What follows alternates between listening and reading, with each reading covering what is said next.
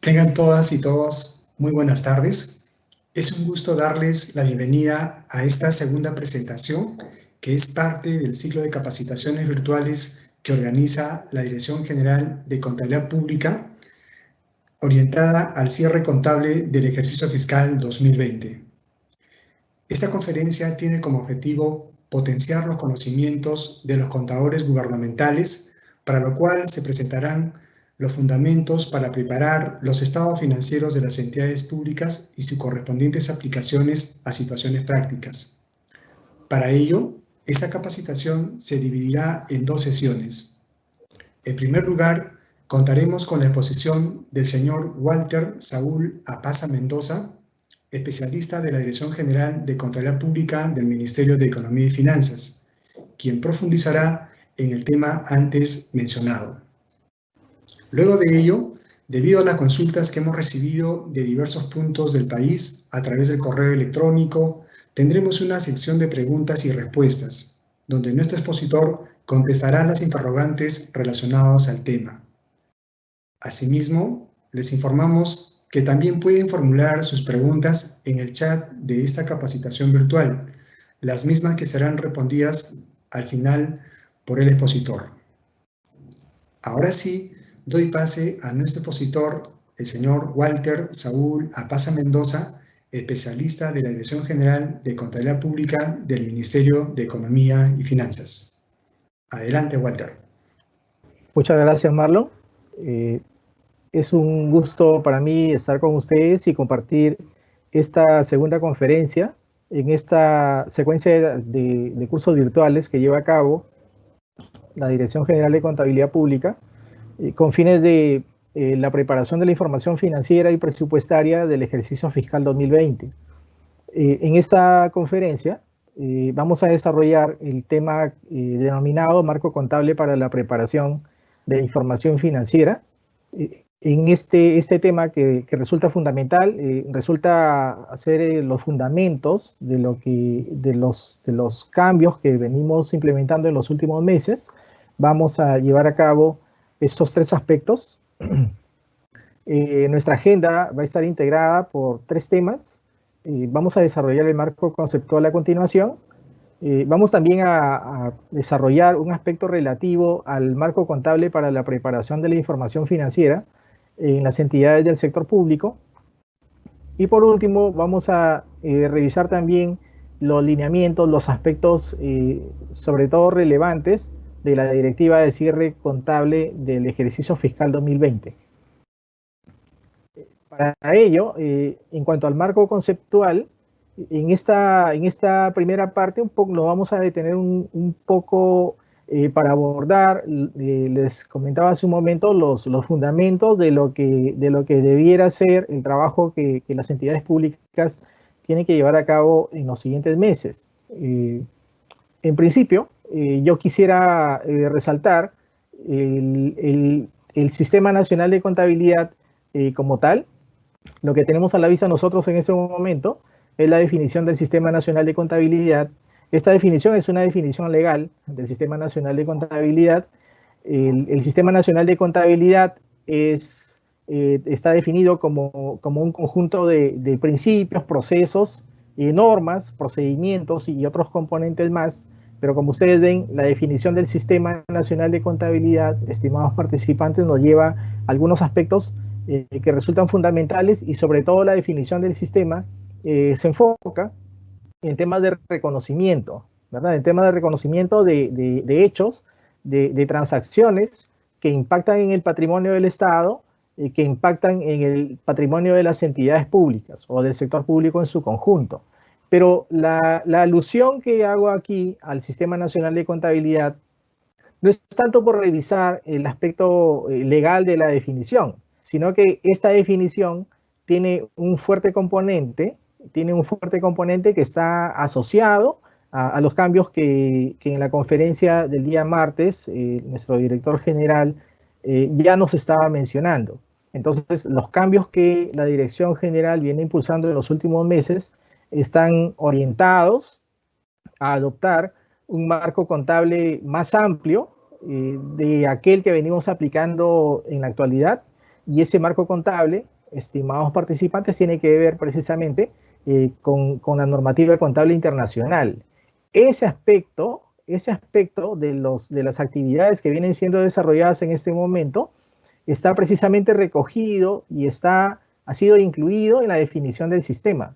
Por eso es que ese aspecto de las actividades que venimos desarrollando ahora lo encuentran ustedes identificado en la parte final de la definición. Entonces, ese conjunto de principios, de normas que se vienen emitiendo en los últimos años e incluso meses, ¿no? Por parte de la Dirección General de Contabilidad Pública, la idea es que se encuentre armonizado con un marco contable internacional. Entonces, a eso es precisamente a lo cual la Dirección General se está orientando.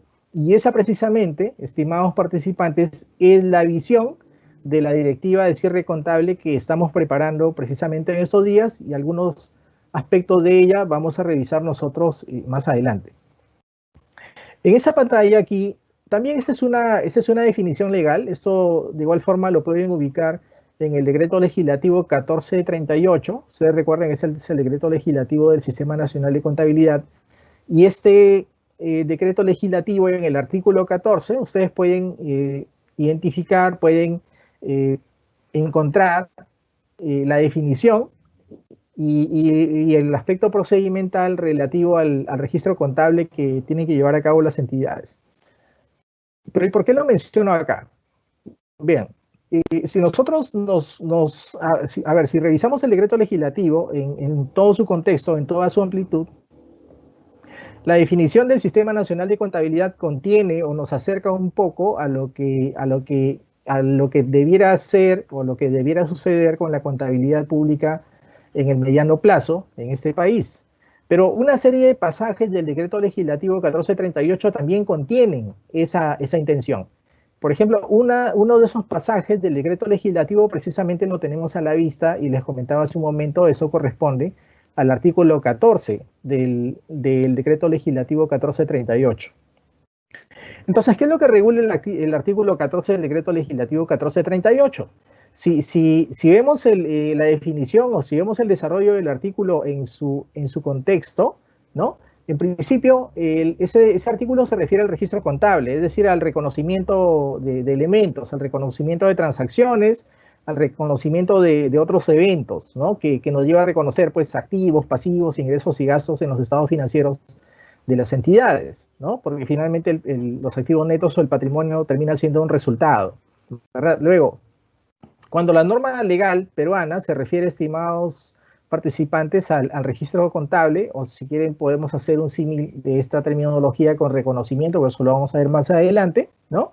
Vean ustedes que la norma se refiere al registro contable como un proceso para reconocer hechos según su naturaleza, ¿verdad? Entonces, la norma contable, ojo, la norma legal, la norma peruana, requiere que las entidades reconozcan los hechos según su naturaleza.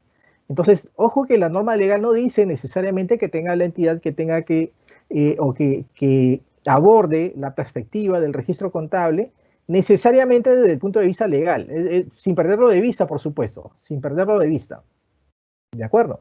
Entonces, la norma establece que las entidades reconocen transacciones y otros eventos de acuerdo a su naturaleza, y no necesariamente, no lo dice en forma explícita, pero eso implica que no necesariamente eso se lleva por la forma legal de una transacción. ¿De acuerdo? Es decir, por ejemplo, yo les muestro un ejemplo al costado. Por ejemplo, ustedes pueden observar en los clasificadores presupuestarios, ahí tienen ustedes un clasificador a la vista. Bueno, y quienes conocen estos clasificadores sabrán que este clasificador de tipo 232 tiene que ver con servicios de impresión, encuadernación, ¿verdad? Entonces, bueno, esto en esencia es un servicio, ¿de acuerdo? Pero sucede que hemos visto algunas entidades que realizan una serie de contrataciones de servicios que finalmente terminan siendo bienes. Es decir, yo contrato un servicio de empastado, pero finalmente el producto de ese servicio resulta de ese servicio la entrega de un bien.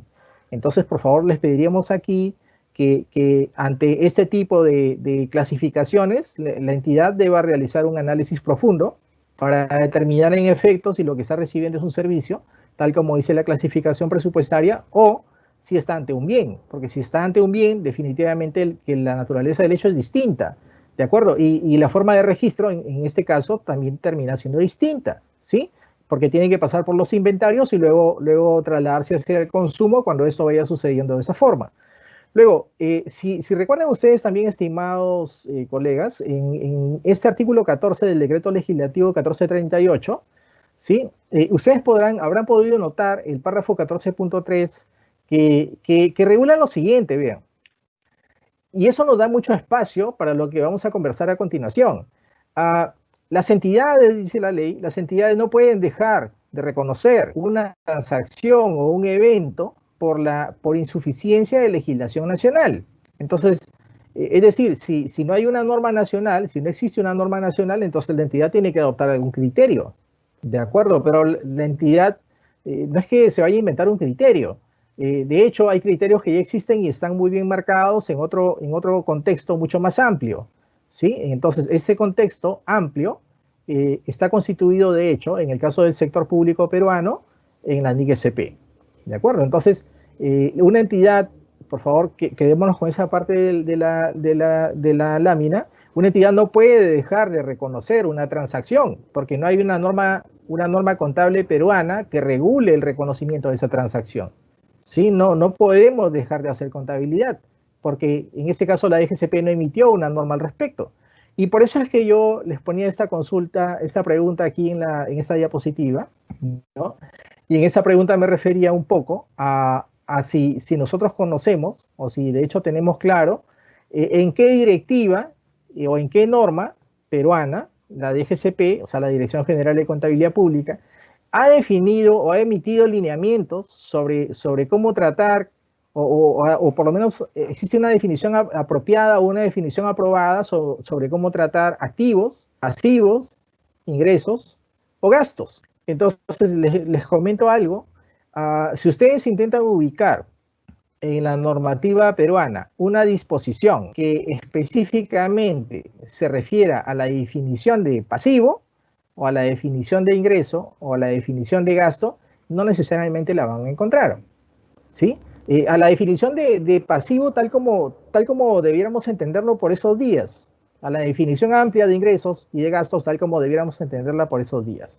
Sí les comento que tenemos una definición de activos en la directiva 005-2016 EF5101, ahí hay una definición de pasivo, pero los otros 4 elementos no necesariamente lo van a ubicar. Entonces nos preguntábamos, y si la DGCP no ha definido, es decir, nosotros no hemos definido esos aspectos, ¿qué es lo que está haciendo la entidad? Porque la entidad de alguna forma tiene que identificar, tiene que tratar un pasivo, de alguna forma debe tratar un ingreso, de alguna forma debe tratar un gasto. Entonces, si no hay definiciones o si no hay reglas que haya emitido el regulador nacional, que en este caso es la DGCP, entonces, de hecho, estimados colegas, hay un marco que es amplio, repito, y que de hecho se encuentra oficializado, que las normas que las entidades pueden utilizar en esos casos, ¿verdad?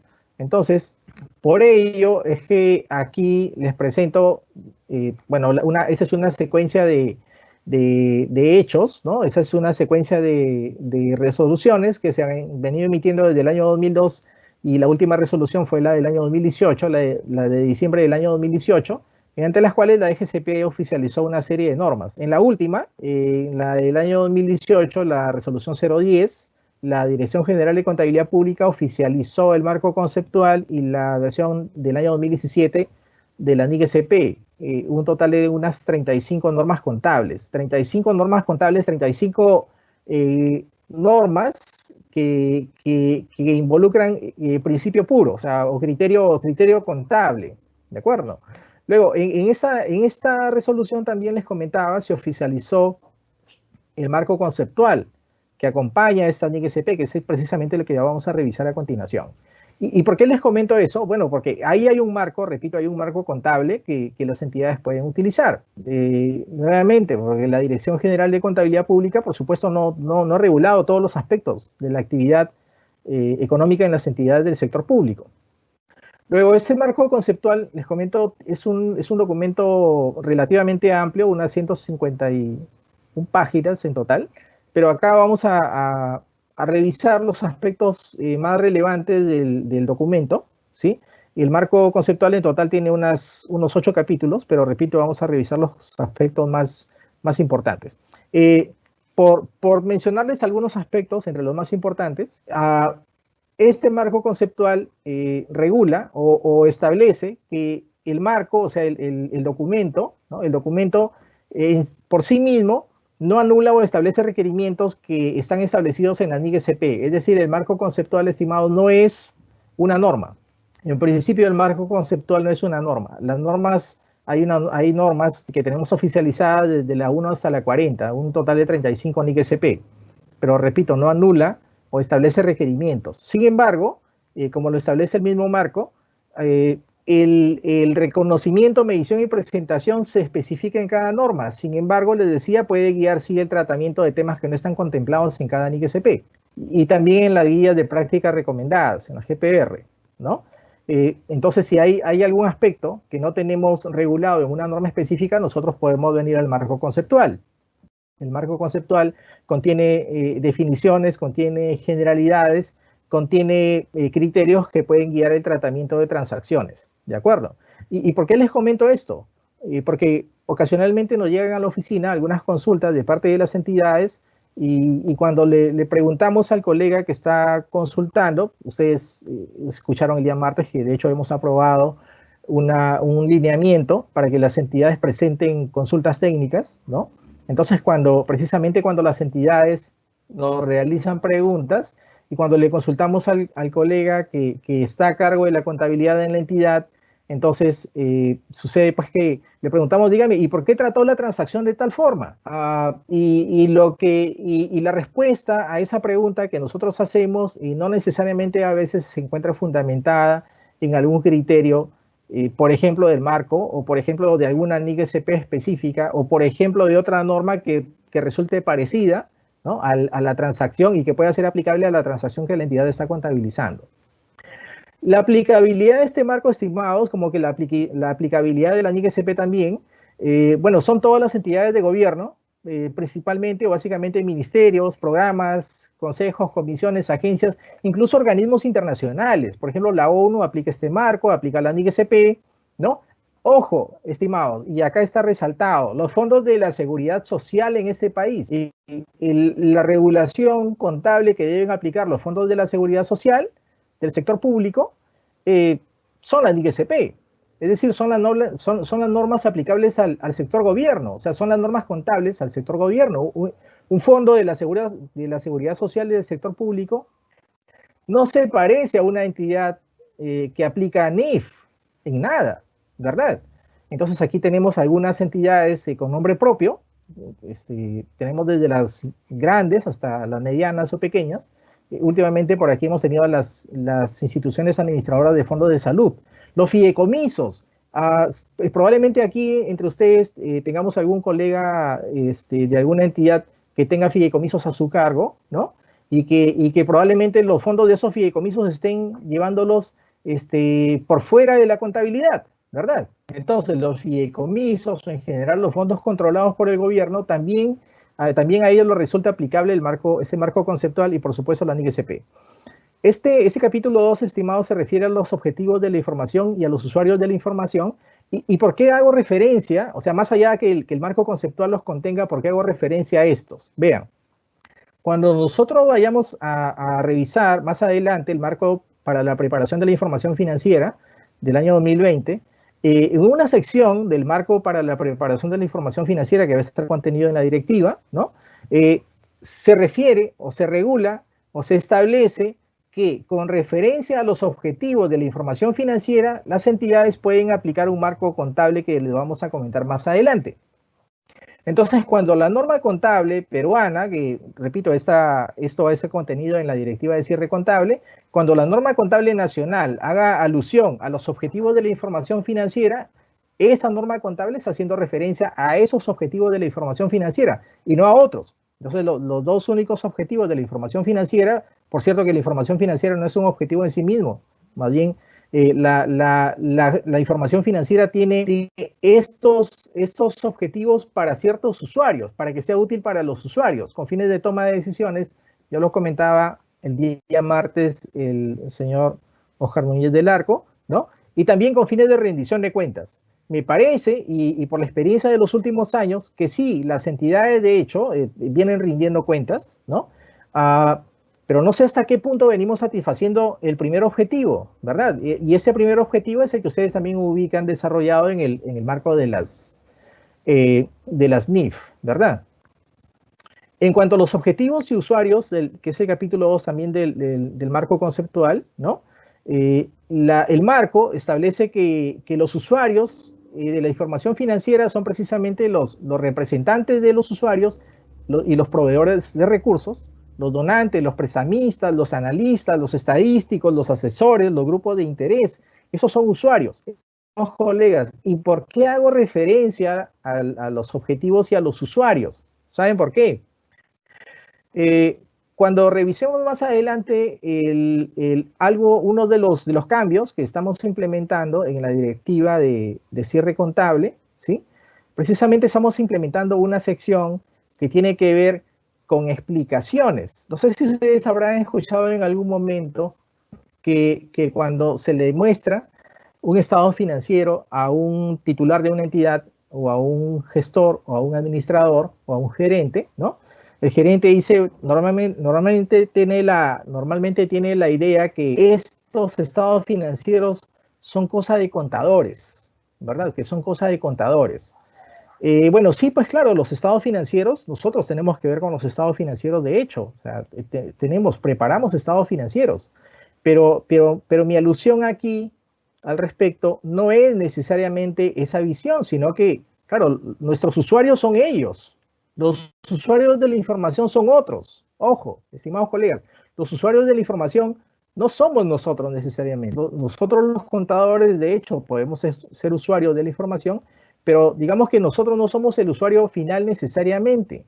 ¿Y por qué les decía esto? Porque los estados financieros que nosotros preparamos tienen que ser lo suficientemente claros, y esa es una característica de la información financiera, como para que otros los puedan entender.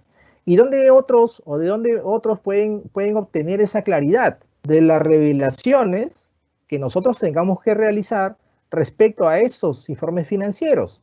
Por eso es que cuando elaboramos estados financieros deberíamos elaborar los estados financieros pensando en otros y no en nosotros. Y aquí está lo que en algún momento alguien de ustedes me comentaba y me decía, bueno, sí, pues los estados financieros yo los entiendo. Sí, pero lo que pasa es que los estados financieros no son para el preparador necesariamente, son para otros usuarios. Y esos usuarios están aquí bien marcados en el marco conceptual. También, estimados colegas, en la directiva de cierre contable que está por aprobarse, ¿no? Hacemos alusión a las características cualitativas de la información. Y también cuando ustedes nos han realizado consultas en los meses pasados, han realizado consultas, y esas consultas que nos han realizado, cuando nosotros las analizamos, las revisamos los fundamentos, también tenemos que revisar en qué medida los pronunciamientos que emitamos, o en qué medida el tratamiento que la entidad propone o el tratamiento que la entidad aplica colisiona o satisface las características cualitativas de la información. Entonces, en general, la información financiera debe ser, dice la norma, dice el marco conceptual, perdón, lo suficientemente relevante como para influir en los objetivos de la información financiera, y los objetivos ya están marcados en el capítulo 2 que vimos anteriormente. Debe representar fielmente la situación de la entidad, es decir, hacer una representación fiel de las transacciones y de los otros eventos que pretende representar. Y por eso es que debe ser completa, neutral, libre de error significativo. Por ejemplo, por lo que viene sucediendo en los últimos meses, que es la situación del COVID, la información financiera para el cierre del año debería representar fielmente lo que viene sucediendo en su entidad. Que tal vez, no sé, los contribuyentes no están pagando. Entonces, ese evento, estimados colegas, debe representarlo al cierre del año, y de manera que la información financiera de la entidad sea una representación fiel de lo que viene sucediendo, o sea, del contexto en el que opera la entidad. Debe ser comprensible, ¿no? Debe ser oportuna, bueno, con oportunidad en función al plazo máximo del 31 de marzo. No hemos tenido, la verdad, muchos inconvenientes con relación a los plazos del sistema nacional, pero digamos que los plazos que establecemos nosotros, estimados colegas, son plazos máximos. O sea, cuando establecemos un cronograma de presentación, ese cronograma de presentación es eso, es un cronograma de presentación, no es necesariamente un cronograma de uso interno, es un cronograma máximo con fechas máximas. Entonces, al interno, por favor, hagámonos esa pregunta, ¿no? ¿En qué medida la información que presentamos el 31 de marzo resulta oportuna para varios fines, ¿verdad? Para una serie de fines. Además de ser comparable y verificable, dispone el marco conceptual. Luego, cuando la norma, cuando el marco también se refiere, cuando el marco se refiere a las características cualitativas, hace alusión a tres restricciones. Y hay una restricción que las entidades la han venido invocando en los últimos años, ¿sí? Pero claro, cada restricción incluso tiene su restricción. Por ejemplo, en principio ustedes saben pues, que las normas contables, las NIC-SP, regulan aspectos materiales. Y la materialidad se define al entorno o en el nivel de cada institución o de cada entidad pública. Para este fin, o sea, con fines de la materialidad, les comento que en la directiva de cierre contable de este año ustedes van a encontrar una serie de umbrales que hacen alusión a aspectos materiales, por ejemplo, a cuando un error o una transacción que está relacionada con periodos anteriores podría constituir un error que deba ser corregido en los resultados acumulados y cuando no. Entonces, ese es un aspecto que estamos puntualizando, por ejemplo, en la directiva de cierre contable de este año. Por ejemplo, hay algunos otros aspectos, algunos otros criterios que se han definido. Cuando un intangible, por ejemplo, debe ser reconocido como tal. Ustedes también encuentran umbrales de materialidad, por ejemplo, en la directiva 5, la directiva de propiedades, planta y equipo. Ahí hay un umbral con fines del reconocimiento inicial, hay un umbral o hay dos umbrales también con fines del tratamiento de costos posteriores, ¿no? Y les decía, de estas tres restricciones que el marco conceptual establece, ¿no? De estas tres restricciones, hay una que las entidades han venido invocando en los últimos años, que es la de costo-beneficio. Entonces hay muchas entidades que nos dicen, ¿saben qué? Mire, el costo de implementar tal tratamiento es muy alto con relación al beneficio. Sí, bueno, en efecto, eso es una restricción que establece el marco conceptual, pero bueno, tendríamos de hecho que demostrarlo, ¿no? O sea, es decir, tendríamos que demostrar que en efecto eso es así. De lo contrario, algún criterio que hayamos adoptado respecto a alguna transacción podría no necesariamente estar fundamentado y ser pasible de alguna observación de auditoría, por ejemplo. Además del equilibrio que debe existir entre las 6 características que les comentaba en la diapositiva anterior. En cuanto a la entidad que informa, bueno, de hecho ustedes son entidades que informan, ¿no? Las entidades que informan normalmente están constituidas por organizaciones de gobierno o por entidades de gobierno, que son áreas identificables del gobierno. Estas áreas identificables del gobierno preparan estados financieros. Estas áreas identificadas del gobierno pueden estar compuestas por 2 o más entidades. Ese es el caso, por ejemplo, de lo que llamamos nosotros los pliegos integradores, ¿verdad? Los pliegos integradores. Sin embargo, por favor, tengamos en cuenta lo siguiente, que hay entidades que pueden tener identidad separada o jurídica distinta o no. Por ejemplo, hay algunos fondos, les comento, hay algunos fondos que son parte de algunos pliegos. Hay algunos fondos que son parte de algunos pliegos.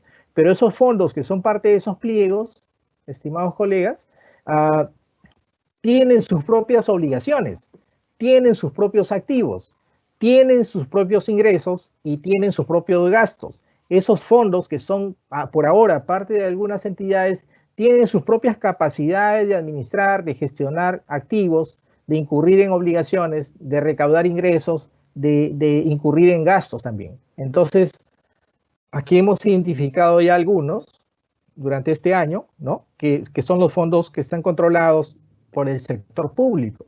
Entonces, los fondos controlados por el sector público tienen que aplicar este marco, y por supuesto también ya la Dirección General de Contabilidad Pública se ha pronunciado, tienen que remitir información a la Dirección General de Contabilidad Pública con fines de rendición de cuentas, porque son parte del sector público, están controlados por el sector público, cumplen una finalidad pública, ¿sí? Y hay algunos que incluso se financian con recursos públicos, o algunos que se financian por el poder que tiene el Estado de imponer ciertos recargos a terceros, aunque esos recargos no necesariamente financien el presupuesto, ¿sí? Entonces yo los invito, estimados colegas, a revisar o a analizar este punto, porque en el contexto de sus entidades ocasionalmente pudiera ser que existan algunos fondos que no necesariamente están siendo reportados con fines de la cuenta general, o que existan algunos fondos que tienen que si bien están incluidos o son parte de la entidad, deban presentar información separada, pero ese análisis lamentablemente no lo podemos hacer nosotros.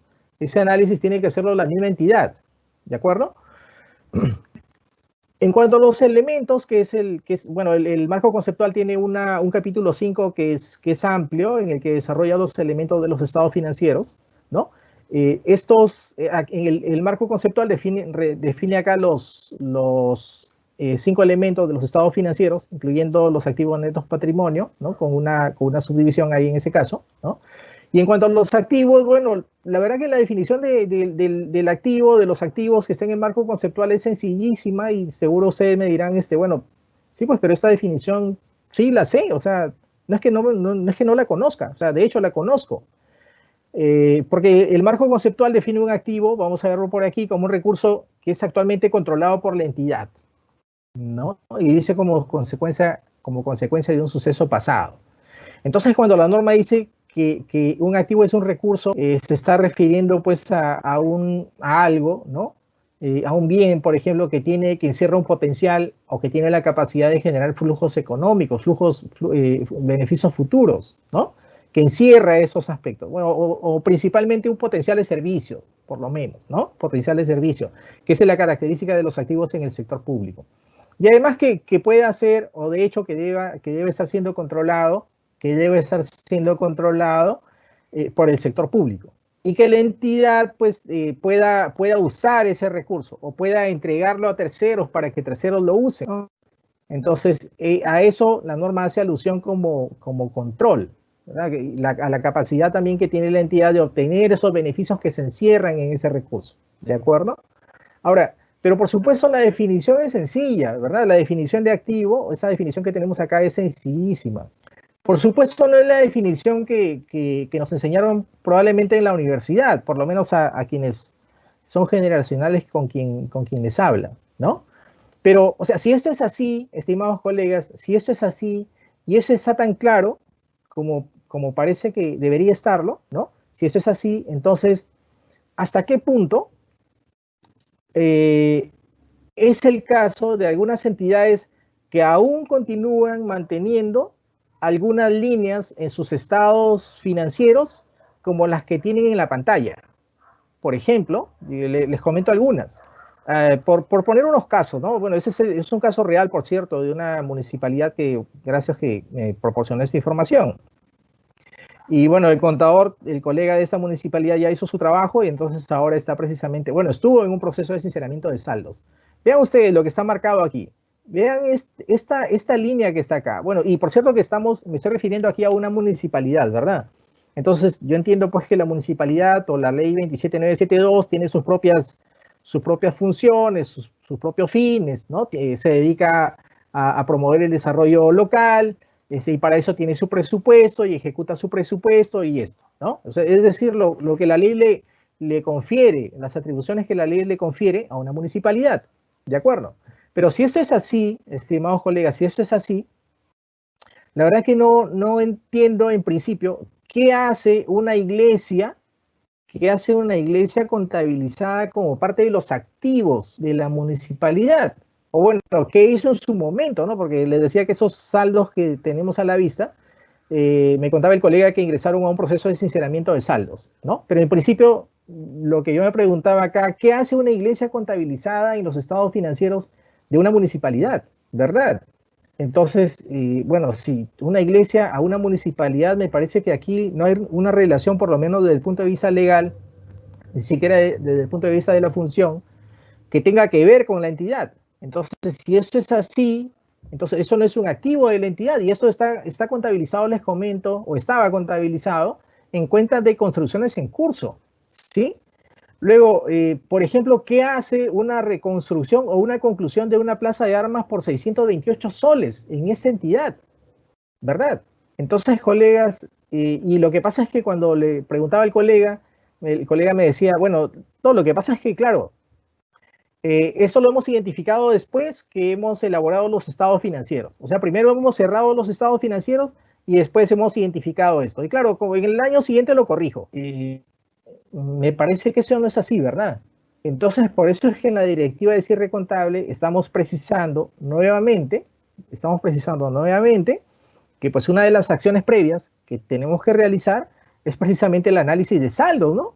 Porque esto que tenemos a la vista, algunas líneas de las que están aquí, en principio que no son materiales, y a continuación es que pues hay, por ejemplo, iglesias, campanarios que no tienen nada que ver con la entidad, ¿verdad? Entonces, no sé si, por ejemplo, se me ocurre concluir la reconstrucción de un sifón cueste 600 soles y si esos 600 soles sean una inversión del Estado, ¿verdad? Entonces, yo los invito, colegas, a reflexionar sobre estos saldos. Pero le voy a mostrar otro. Miren, esto que está acá, estos son unos saldos del año 2010 de una entidad. Bueno, es decir, estos saldos vienen del año 2010, pero esos saldos esta entidad los tiene todavía, o sea, aún los tiene en sus estados financieros, ¿de acuerdo?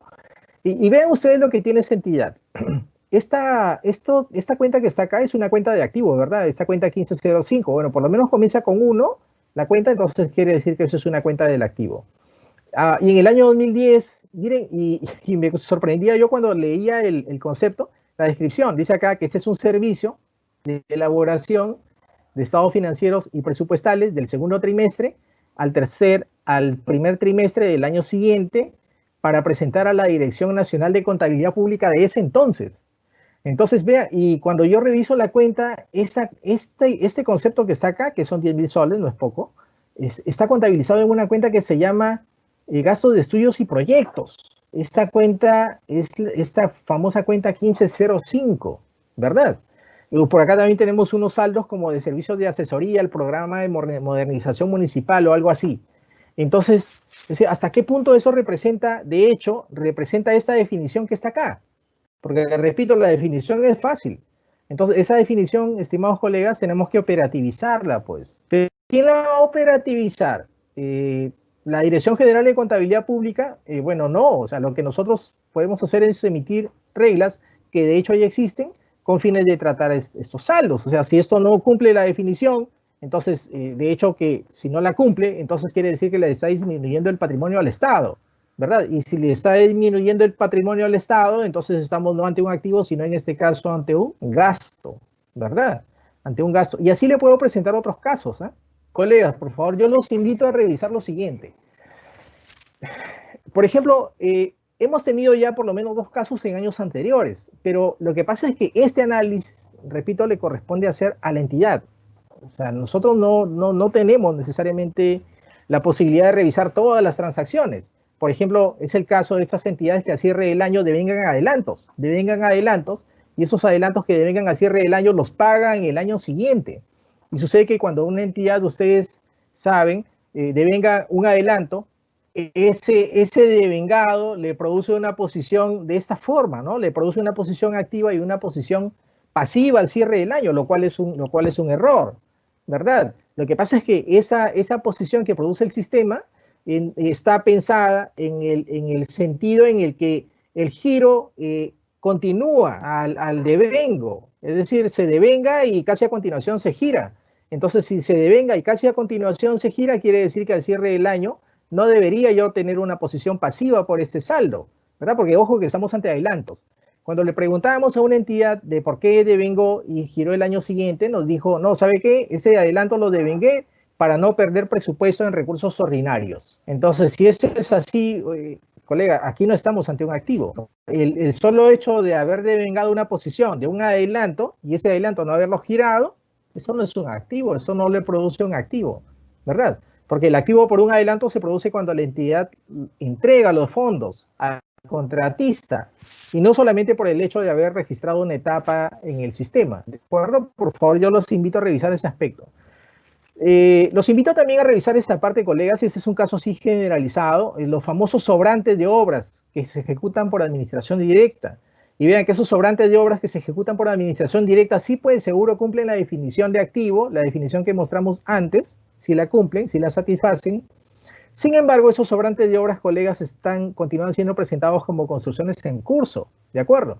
Ahora, pero bueno, de hecho esos sobrantes pues terminan siendo fierro, cemento y no sé qué otro tipo de bienes, ladrillos, pues, que en esencia representan pues inventarios, ¿de acuerdo? Entonces si esos representan inventarios, entonces esos sobrantes, colegas, vamos a tratarlos como inventarios. Y ahí tienen ustedes, no he consignado la pregunta, más bien he consignado la respuesta para que ustedes la tomen. Por favor, tomen una foto de esto y por favor aplique ese procedimiento, porque ya tenemos procedimientos, ya tenemos pronunciamientos emitidos al respecto. Es lo que yo les estoy comentando, es procedimiento que ya está emitido.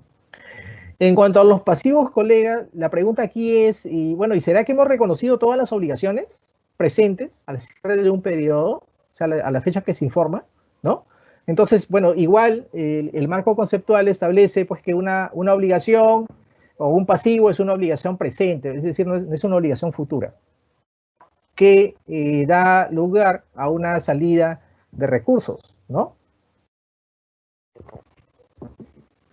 Una obligación presente, estimados colegas, está definida o se establece respecto a una obligación presente que la entidad, dice la norma o el marco, perdón, tenga poca o nula alternativa realista de evitar la salida de recursos.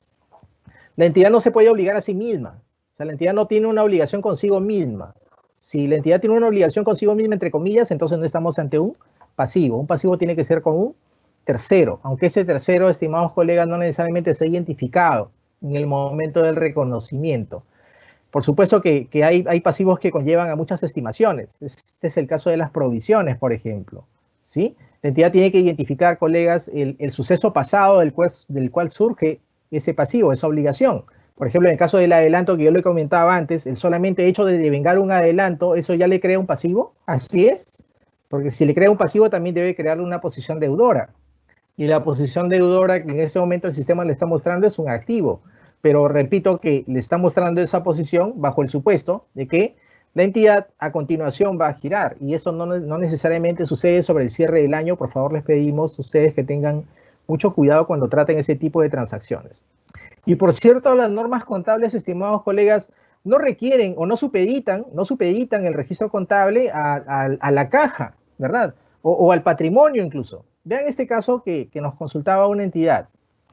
Esa entidad nos decía lo siguiente, que al cierre del año, el patrimonio de la entidad era como unos 100 millones de soles, imagínense. Y la entidad fue demandada por 120 millones. ¿Sí? 100 millones el patrimonio, la entidad fue demandada por 120 millones. Y eso le crea ocasionalmente un contingente conforme a la normativa nuestra, a la normativa de la IGCP. Entonces, en el año actual, hay un juzgado que ya emitió una sentencia en contra de la entidad por 110 millones, pero la entidad, según sus estimaciones, solamente podría pagar 20 millones. Entonces acá la entidad nos planteaba una serie de escenarios. En principio decía, no debo reconocer los pasivos. O sea, ¿es posible que no reconozca los pasivos hasta el momento en que los pague? No, jamás, bajo ningún supuesto, porque estamos en contabilidad. No estamos haciendo contabilidad en base caja, en base cash. Estamos haciendo contabilidad, o es lo que intentamos, colegas, hacer contabilidad en base de vengado. Las transacciones se reconocen cuando suceden, no necesariamente en este caso cuando se pagan, ¿sí? O debo reconocer solamente, la entidad decía, debo reconocer solamente pasivos por 100 millones, ¿sí? Pasivos por 100 millones. ¿Y por 100 millones por qué? Por 100 millones, ¿qué es lo que soporta el patrimonio? Porque si contabilizo 110 millones, entonces el patrimonio no se hace negativo. Pero ¿y cuál es el problema que el patrimonio se haga negativo? No le encontramos ningún problema a que el patrimonio se haga negativo. O sea, normal, es una entidad pública. Al contrario, o sea, las entidades públicas difícilmente son superavitarias. Generalmente las entidades públicas son deficitarias, ¿verdad? Dice la entidad, o solamente debo reconocer pasivos por 20 millones, es decir, por lo que puedo pagar.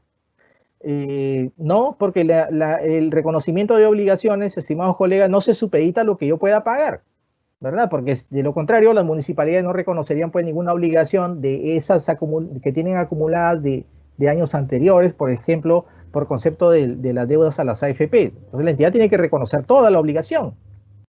Y el último escenario es, o debo reconocer pasivos por 110 millones, conforme a la política que esté establecida, estimados colegas, para el tratamiento de demandas judiciales. Si tenemos una sentencia en primera instancia, la entidad tiene que reconocer una obligación por 100 millones, más allá de si cuándo vaya a pagar, o si tiene dinero solamente para pagar una parte, o si el patrimonio se le hace negativo. Entonces acá la entidad tiene que contabilizar una obligación por 110 millones de soles, y no solamente lo que quisiera pagar o lo que esperaría pagar. Ese es otro caso. Vean, ese es otro caso. Este caso está relacionado con las entidades que tienen saldos de liquidación de obras a favor de contratistas, y que esos saldos, nos decía la entidad, mire, esos saldos que yo tengo a favor de un contratista aún no han sido contabilizados como pasivos. ¿Sabe por qué? Nos decían. Por supuesto, no los tengo al lado derecho del balance, porque tampoco los tengo al lado izquierdo, es decir, no tengo ni el pasivo ni tengo ese saldo de liquidación de la obra en el costo del activo. ¿Y por qué? Bueno, lo que pasa es que no tenemos la factura, nos decían los colegas de esta entidad, no tenemos la factura. ¿Y para qué necesita la factura? Para devengar en el CIAF. Listo. Dígame, ¿qué dice el contrato? Bueno, el contrato dice que el tercero, o sea, el contratista en este caso, tiene derecho a cobrar el saldo cuando me entregue la obra y cuando la liquidación del contrato quede consentida. Listo. Entonces, ¿qué hacemos en ese caso? Nos dice la entidad. ¿Tengo un pasivo, sí o no? Oiga, bueno, si hay un contrato, si hay una ley que le dice, si hay un acuerdo que le dice pues que usted se obliga cuando recibe la obra completa del contratista, es decir, completa, no faltándole algo, entonces usted ya tiene una obligación. Sí, pero lo que pasa es que no tenemos la factura. Está bien, pues, pero la factura es para que pague. La factura no es para reconocer la obligación y para completar el costo del proyecto, ¿verdad? Entonces, en este caso tenemos una obligación de tipo legal, y en este caso, repito que no hay duda de que exista una obligación de pago, o sea, más allá de la factura, más allá de la factura. Igual los ingresos, bueno, los ingresos y los gastos son afectaciones al patrimonio en la forma de incrementos o en la forma de disminuciones por el lado de los gastos, y ustedes van a encontrar estas acepciones que realiza el marco conceptual, y también cada NIC-SP, cuando hace alusión al patrimonio, pueden encontrarlo también bajo la forma de activos netos o patrimonio, ¿verdad? Entonces, por ejemplo, algunos de los casos de los cuales tuvimos conocimiento y ya hemos emitido una serie de respuestas, ustedes también pueden tomar esa respuesta y aplicarla a su entidad. Tomen una pantalla esto y la aplica, por favor, a todas las transacciones que se parezcan. Por ejemplo, hay entidades que vienen realizando cobranzas. Por ejemplo, en esta fecha, nos decía, miren, en esta fecha más o menos, una entidad que presta servicios recibe un depósito de un obligado o de una persona natural que quiere acceder a los servicios de la entidad. Imagínense un servicio especializado, no sé, por ejemplo, una operación de catarata o algo así. No recibe una cantidad de soles así, de parte de un tercero, de un obligado, en este caso de un cliente o de alguien que va a recibir el servicio. Entonces ahí la entidad nos decía, mire, ¿sabe qué? Yo ingreso al sistema y yo registro un par de etapas en el sistema, y entonces yo lo que contabilizo al final es una entrada de caja y un ingreso afectando los resultados del periodo, ¿no? Y decíamos, dígame, pero si este dinero que está acá está acompañado de una prestación o de una contraprestación a la cual la entidad se obliga cuando lo recibe, o sea, yo recibo los 20.000 y tengo una obligación de comportarme de cierta forma en el futuro, o una obligación de desempeño, se llama bajo las modificaciones que está realizando por estos días el IPSAS-B. Entonces, si yo tengo una obligación de comportarme de cierta forma, conforme he recibido esta cantidad de dinero, entonces, y estoy ante una transacción con contraprestación, entonces el ingreso no puede ser reconocido en este momento, ¿verdad? Entonces, en el periodo actual, cuando la entidad recibe esos fondos, la entidad, estimados colegas, no tiene un ingreso. La entidad lo va a tener cuando se lo gane. Por lo pronto, aún no se lo gana, o sea, aún no presta nada, o sea, aún no realiza ninguna contraprestación. Entonces, concluye, trae caja, de acuerdo, en este caso, por lo menos en este caso, En este caso, la cuenta acreedora constituye pues un pasivo, constituye una obligación, ¿de acuerdo? Constituye una obligación. Ese puede ser el caso también de las municipalidades que reciben dinero de sus contribuyentes en forma adelantada, pero ahí la municipalidad pues tiene que identificar esos casos y aplicar una regla muy parecida, porque aún probablemente el hecho imponible no ocurre, no ha sucedido. En cuanto al reconocimiento, colegas, que les comentaba en el artículo 14 del decreto legislativo 1438, la norma lo refiere o lo define como el procedimiento de incorporar en el estado financiero apropiado, o sea, en el estado de resultados, en el estado de situación financiera, como incorporar una partida que cumple la definición y los criterios. ¿Saben cuál es la importancia de lo que le estamos tratando de transmitir en esta sesión? Es lo siguiente. Vean, por supuesto, si usted me presenta un estado de situación financiera y un estado de resultados, se supone que lo que me están presentando ahí cumple la definición de activo, de pasivo, de ingreso, de gasto. Finalmente el patrimonio termina siendo un resultado, ¿verdad? Entonces cumple la definición, pero que también saben que, estimados colegas, cumple los criterios de reconocimiento, ¿de acuerdo? Cumple la definición y los criterios de reconocimiento. Pregunta: ¿todo lo que tiene en ese momento usted en su estado de situación financiera y en el estado de resultados cumple las definiciones, sí o no? ¿Verdad? Y no tiene que responderme a mí. Por favor, respóndase usted o responde a su colega que tiene al costado. Bueno, no, estimaría que no tiene a nadie al costado porque estamos ahí en estado de emergencia, ¿no? Pero por lo menos respóndele a su colega con quien estamos en ese momento compartiendo esta reunión, ¿de acuerdo? Entonces, la idea es reconocer elementos, o sea, activos, pasivos, ingresos, gastos que cumplan la definición, pero la definición en su amplitud y también los criterios de reconocimiento. Cada elemento tiene sus propios criterios, ¿verdad? Por ejemplo, en el caso de los activos son la posibilidad o la probabilidad de que fluyan de estos beneficios económicos o un potencial y además que puedan medirse, ¿verdad? Porque esos criterios que están acá apuntan a las características cualitativa de la información que yo le comentaba hace un momento, ¿sí? Por cierto, pero algunos colegas en algún momento me decían, sí, pero no hay problema, o sea, si no contabilizo un activo, no importa, lo revelo en notas a los estados financieros. No, ¿sabe por qué, colega? Vea por favor esta alusión que hace el capítulo 6 del marco conceptual. Ojo, estamos solamente en marco conceptual, no estamos en una norma peruana todavía. Y dice el marco conceptual que el no reconocer partidas que cumplen la definición y los criterios no se corrige con revelaciones. O sea que revelando no es que usted va a corregir un error. Por si acaso me equivoqué, pero aquí lo revelo. Sí, pero eso no corrige. O sea, no corrige lo que dejó de hacer o lo que hicimos mal. ¿De acuerdo? Además, las revelaciones en algunos casos pueden sí informar sobre algunas partidas o algunos elementos que, por ejemplo, cumplen la definición, pero no el elemento. Por ejemplo, acá... pero no, perdón, los criterios de reconocimiento no se pueden medir. Por ejemplo, aquí, atención por favor al Ministerio de Cultura, ¿no? Sí, pues los bienes culturales que tenemos en todo el país cumplen la definición, ¿verdad?, de activo, pero el problema es la medición. Entonces, esta medición, que ocasionalmente algún valor que pudiéramos imputarle a un recurso de este tipo, igual continúa siendo refutable, ¿verdad? Continúa siendo refutable. Entonces la posición al respecto, por lo menos de ese caso de los bienes culturales que les estoy comentando, ya se pronunció y en relación con ello la entidad tiene que comenzar a operar. Estoy hablando de algunos casos bien puntuales. Esta sección que tenemos a continuación, colegas, es el marco contable para la preparación de la información financiera, por supuesto, el marco contable adoptado aquí en el país, ¿sí? Y esto de acá es parte de la directiva de cierre contable, ¿sí? Que estamos nosotros, que estamos preparando, precisamente estamos en estas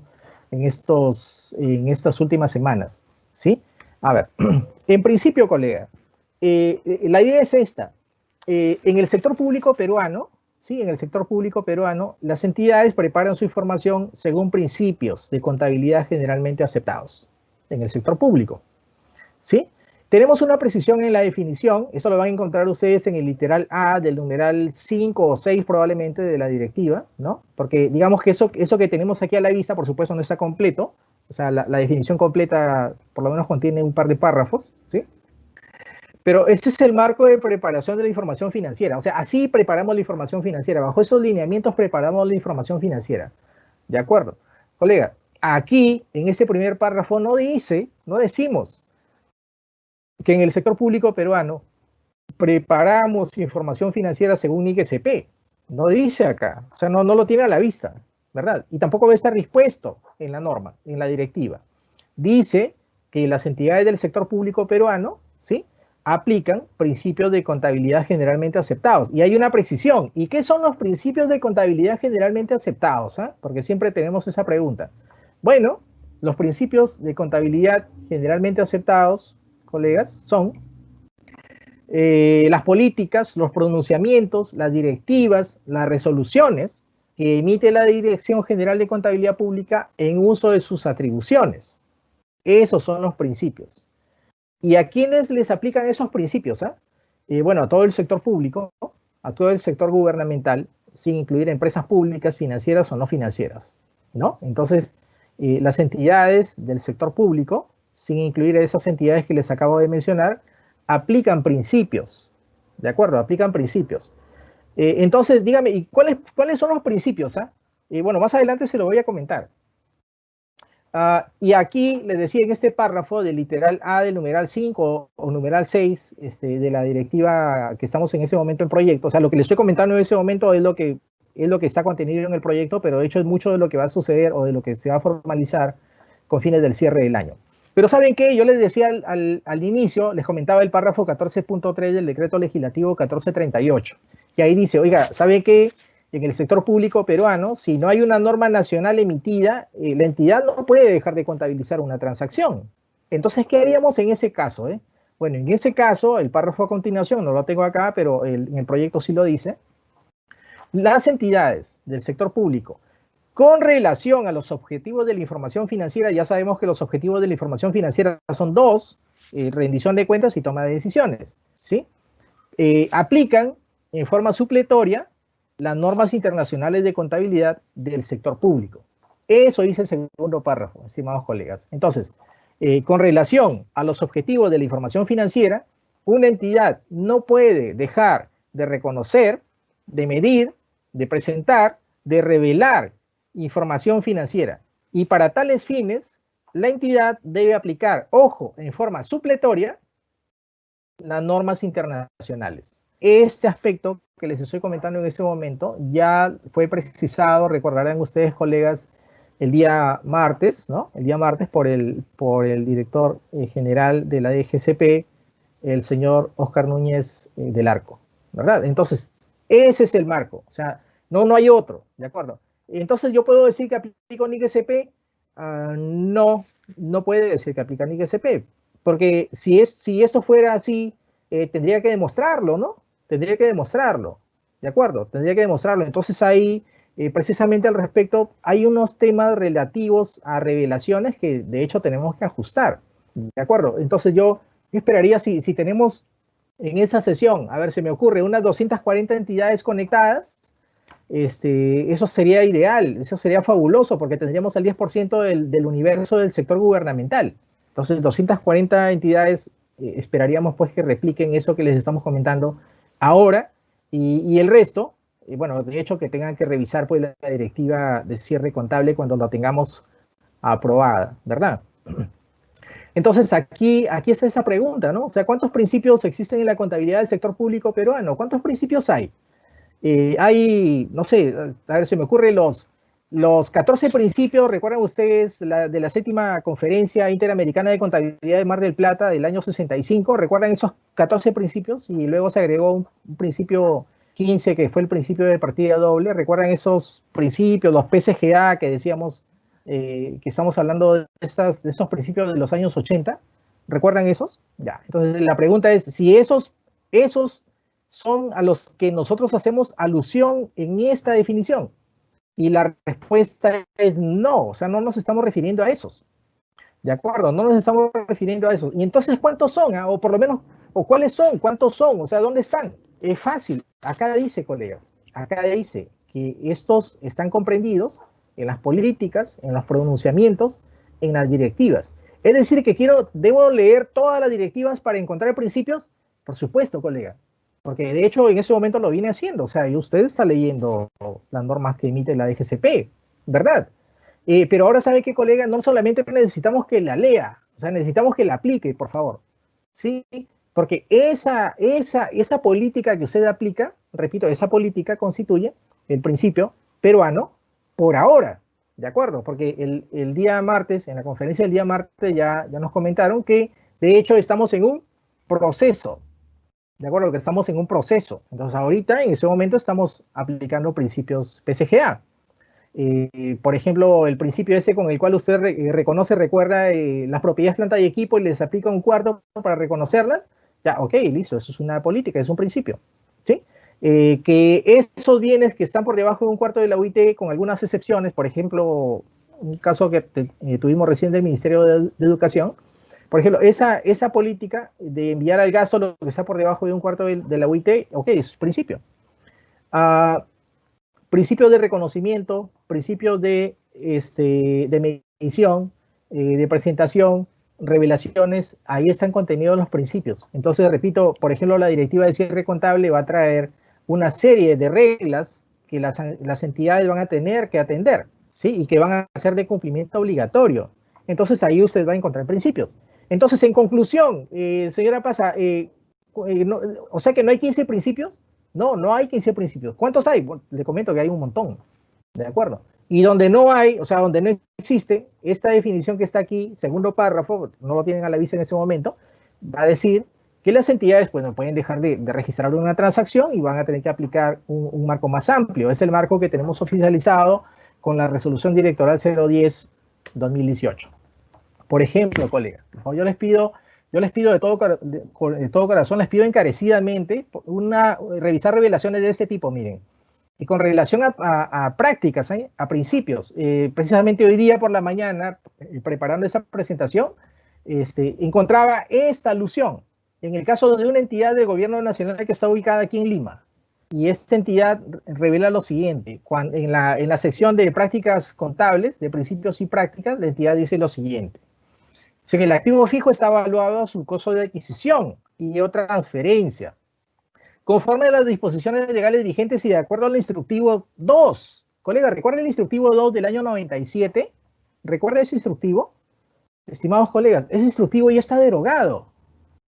¿De acuerdo? Ese instructivo está derogado. Entonces no puede ser que existan entidades que aún estén aplicando una norma que se encuentra derogada. Desde el año 2016 hasta la fecha está vigente la directiva 5, que es la directiva de propiedades, planta y equipo. La directiva, bueno, si colega, ojalá que me esté escuchando en ese momento, el texto ordenado de la directiva 005-2016 EF5101. Esa es la directiva de propiedades, planta y equipo, que tiene una fuerte alineación, un fuerte alineamiento con la NIC SP17, que es la de propiedades, planta y equipo. Entonces, este principio que está acá, eso es un error de revelación. Por favor, les pediría corregir a los colegas, bueno, al colega que trabaje en esa entidad. ¿Y por qué yo le comentaba eso? Claro, lo que pasa es que vean la misma norma, lo que tienen a la vista es un párrafo de la NIC SP1, ¿sí? Lo que tienen a la vista es un párrafo de la NIC SP1, y esa NIC SP1 regula lo siguiente, que una entidad bajo ningún supuesto puede revelar que aplica NIC SP cuando no aplica NIC SP, es decir, cuando no aplica todos los requerimientos de la NIC SP. Y por lo menos hasta la fecha no hemos identificado nosotros una entidad en el sector público peruano que de hecho esté aplicando NIC SP. Entonces, por eso es que la norma dice, bueno, una entidad cuyos estados financieros cumplen la NIC SP tiene que hacer sí una afirmación explícita e incondicional, o explícita y sin reservas de que aplica esas normas. Pero si esto no es así, por favor, no haga una revelación de ese tipo. De manera que, si no está aplicando NIC SP y más bien estamos quedando en que nosotros aplicamos principios todavía, ¿de acuerdo? Que aplicamos principios aún, entonces una revelación, colega, de este tipo, este es un error, colegas, este es un error. O sea, esa es una entidad del gobierno nacional, en este caso, que en su momento dijo, bueno, sí, pues nosotros aplicamos PCGA, o sea, principios de contabilidad generalmente aceptados, y eso está perfecto. Sin embargo, cuando la entidad continúa describiendo qué entiende como PCGA, dice, bueno, los PCGA peruanos contienen las NIF, ¿no? Y las NIF son las oficializadas por el Consejo Normativo. Ah, y por cierto, dice la entidad aquí, las NIF incluyen también a la NIC SP. jamás. O sea, eso es un error de revelación. ¿Por qué? Bueno, en principio que estamos ante dos marcos contables distintos, parecidos, pero aplicables a sectores distintos. Por supuesto, las NIC-SP se basan en NIF, pero las NIC-SP no son NIF, ¿de acuerdo? Las NIF, por cierto, son las normas del IASB y las NIC-SP son las normas del IPSAS-B, ¿de acuerdo? Y hay otro modelo contable que son principios. Los principios no son ninguno de esos dos, no son ni NIF ni NIC-SP, ¿de acuerdo? Por favor, colegas, yo los invito a revisar la normativa contable que estamos por emitir y aplicarla en ese contenido, o sea, en ese sentido, porque nuevamente, o sea, una revelación de este tipo es, colegas, un error. Por favor, hay que tengamos en cuenta esto que estamos en este momento describiendo. Ahora, vean lo que se encontró. Esto no es de los estados financieros del año pasado, ¿sí? Si les mentiría si les dijera que esos son, que ese es el resultado de los estados financieros del año 2019, no.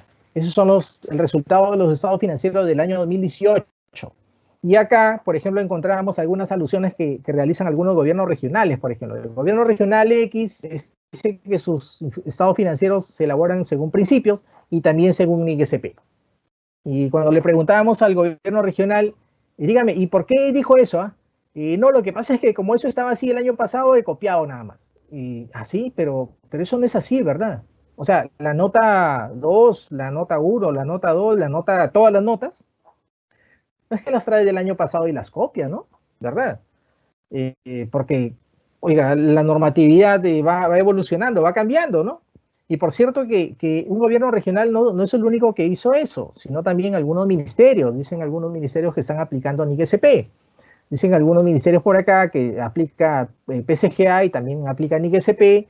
También alguna universidad pública dice pues que aplica PCGA y que también aplica toda la NIC-SP 1, presentación de estados financieros, ¿no?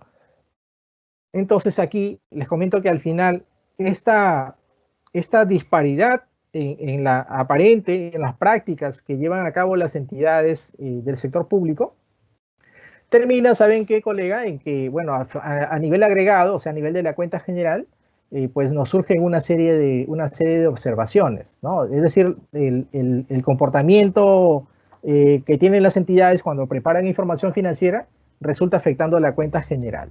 Pero también, por supuesto, afecta a los estados financieros de la misma entidad, ¿verdad? Entonces, por favor, los invitamos a revisar mucho las revelaciones y sobre todo a revisar algunos planteamientos que estamos haciendo en esa directiva de cierre contable, ¿sí?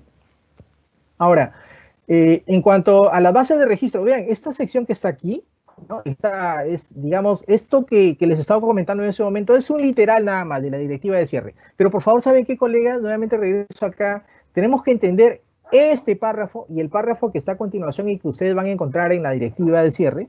Tenemos que leerlo en toda su dimensión, colegas. O sea, tenemos que leerlo tal como es el sentido que le hemos querido dar. Incluso estamos haciendo más precisiones aquí, para no incurrir en errores, sobre todo a la hora de revelaciones, ¿de acuerdo? Sobre todo a la hora de revelaciones. Y también haciendo una precisión respecto a lo que en forma supletoria usted tendría que aplicar en algunos casos, o en los casos en los cuales no hay regla peruana, o no hay norma peruana, o no hay criterio peruano emitido al respecto, ¿sí?